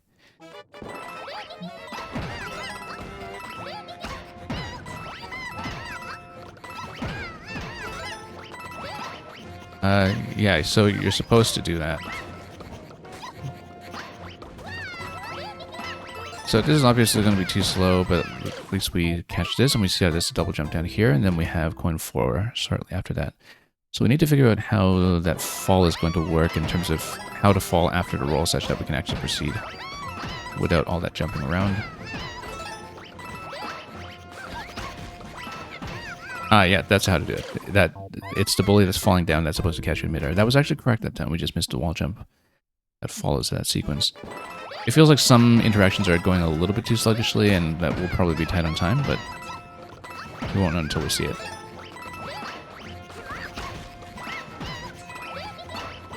Oh, no. Missed a left turn there. But we're at about 6 seconds of that part. That seems to be much closer to what we're supposed to do. Yeah, sometimes there seems to be an implication that you're still holding right in certain areas, and it might not actually be true. So again, slow on the wraparound here for the wall jump.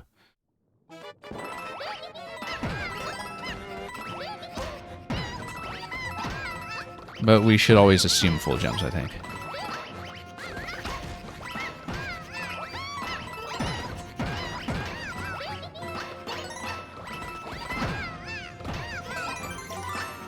Oh.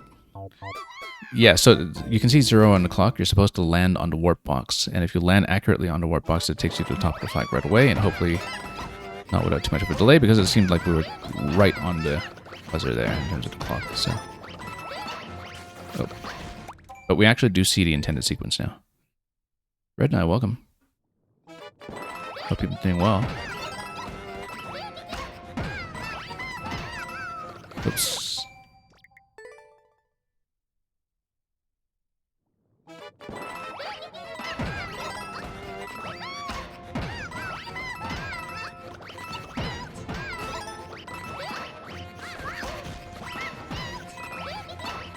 Oh, it's a little too slow once again on turning left. And Red Knight, you're doing well in testing some PC stuff? Yeah, I hope that's working well. Whether it's for your streaming setup or anything else.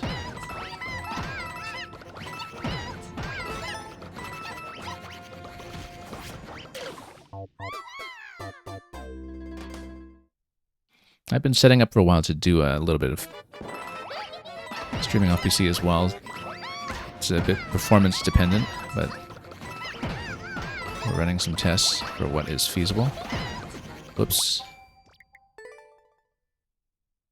You're running Elden Ring DLC while streaming. Seems to be a problem, I see.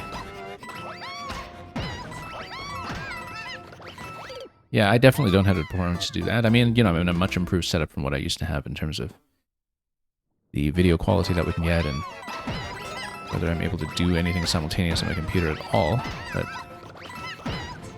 not doing anything too high performance when it comes to actually running games on my machine at the same time.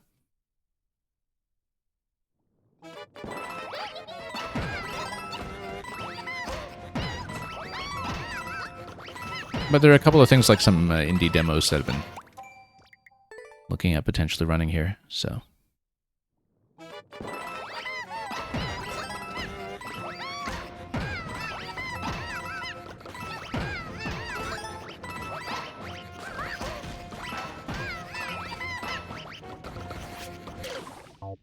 And, oh, he's Killer, welcome as well.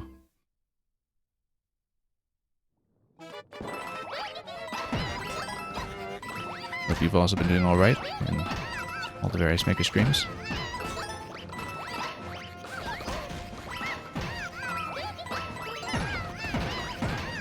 Oh, missed the conversion to the long jump here. We knew it was coming, we just missed the timing.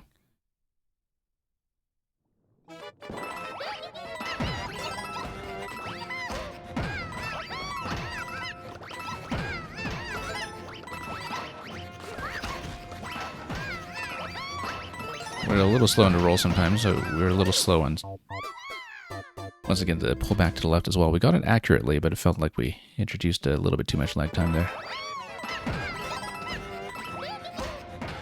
Nope. Didn't quite get the right angle that time.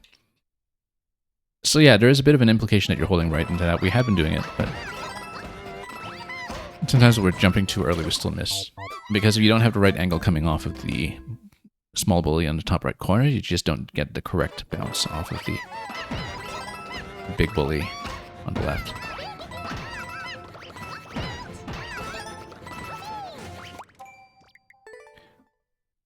The bounces in this level feel marvelous when you actually do hit them on target. But you have to be pretty accurate to hit them on target. Oops. Wasn't quite planning ahead for the roll there.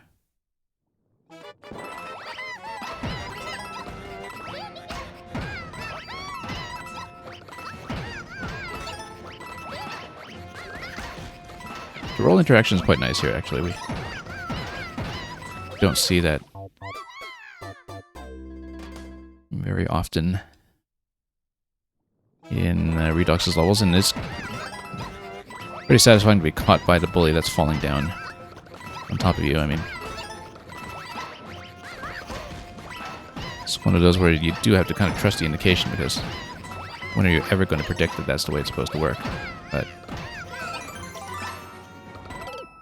yeah, too long on that. As you can see, we're supposed to fall in a little bit quicker there, but we were trying to get enough of an angle to do it. So it times out just before hitting the warp box. Again, usually is shaving some time on things like wall jumps, but also some of the curvature here where sometimes we're taking too long on some of the bounce backs. Yeah, missed that. I needed to hold a fuller jump. I was trying to shave the height on the jump after the wall jump on the left side, but I think we slipped a little too far in that one anyway. Whoops. But anyway, we are making a sequence. We just need to shave off the timing a little bit and clean it up. But we are seeing full sequence at this point in the intended fashion. We just need to figure out where the slowdowns are coming from. Usually they're from wall jumps, from experience.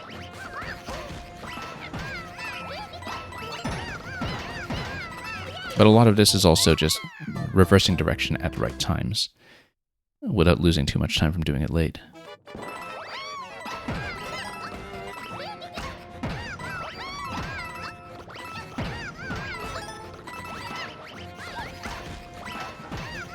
Getting into the roll really quickly is important too. We don't always do that very accurately. Yeah, well, he's a killer. I've seen a lot of bullies' deflection levels, but usually not at this speed. And usually not with this kind of tight requirement for the angle. I mean, it basically has to be a tight speed level for you to require, I think, angles that are this precise.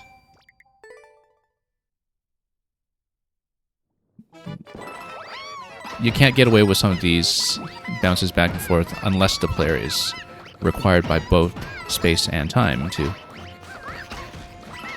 hit them in a very precisely specified direction. As you can see, when we're just a little off, we don't get the deflection angles to work out the way we want.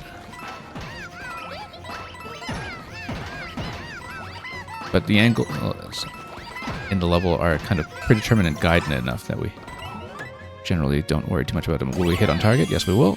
And we will, in fact, actually beat the buzzer this time instead of dying on the flagpole the way that we've done repeatedly on Redox levels in the past.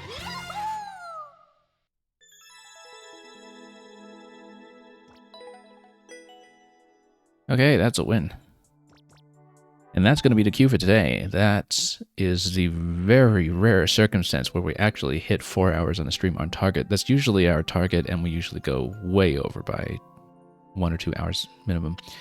But today I think we saw a pretty good chunky selection of levels. Very happy with everything we saw. Some we couldn't quite clear because they take a bit longer, like the escape room and like the kind of semi-precision key discovery level that we saw early on, but those we knew would be longer efforts, and we got the clears and everything else, I think. So, very satisfying to push through all of the submissions today, and there will be more Maker to come. We will try to set aside a puzzle stream to take a bit more of a careful look at the Redbeard puzzle, since we only began to take a crack at it and didn't really solve much of anything other than understanding its structure.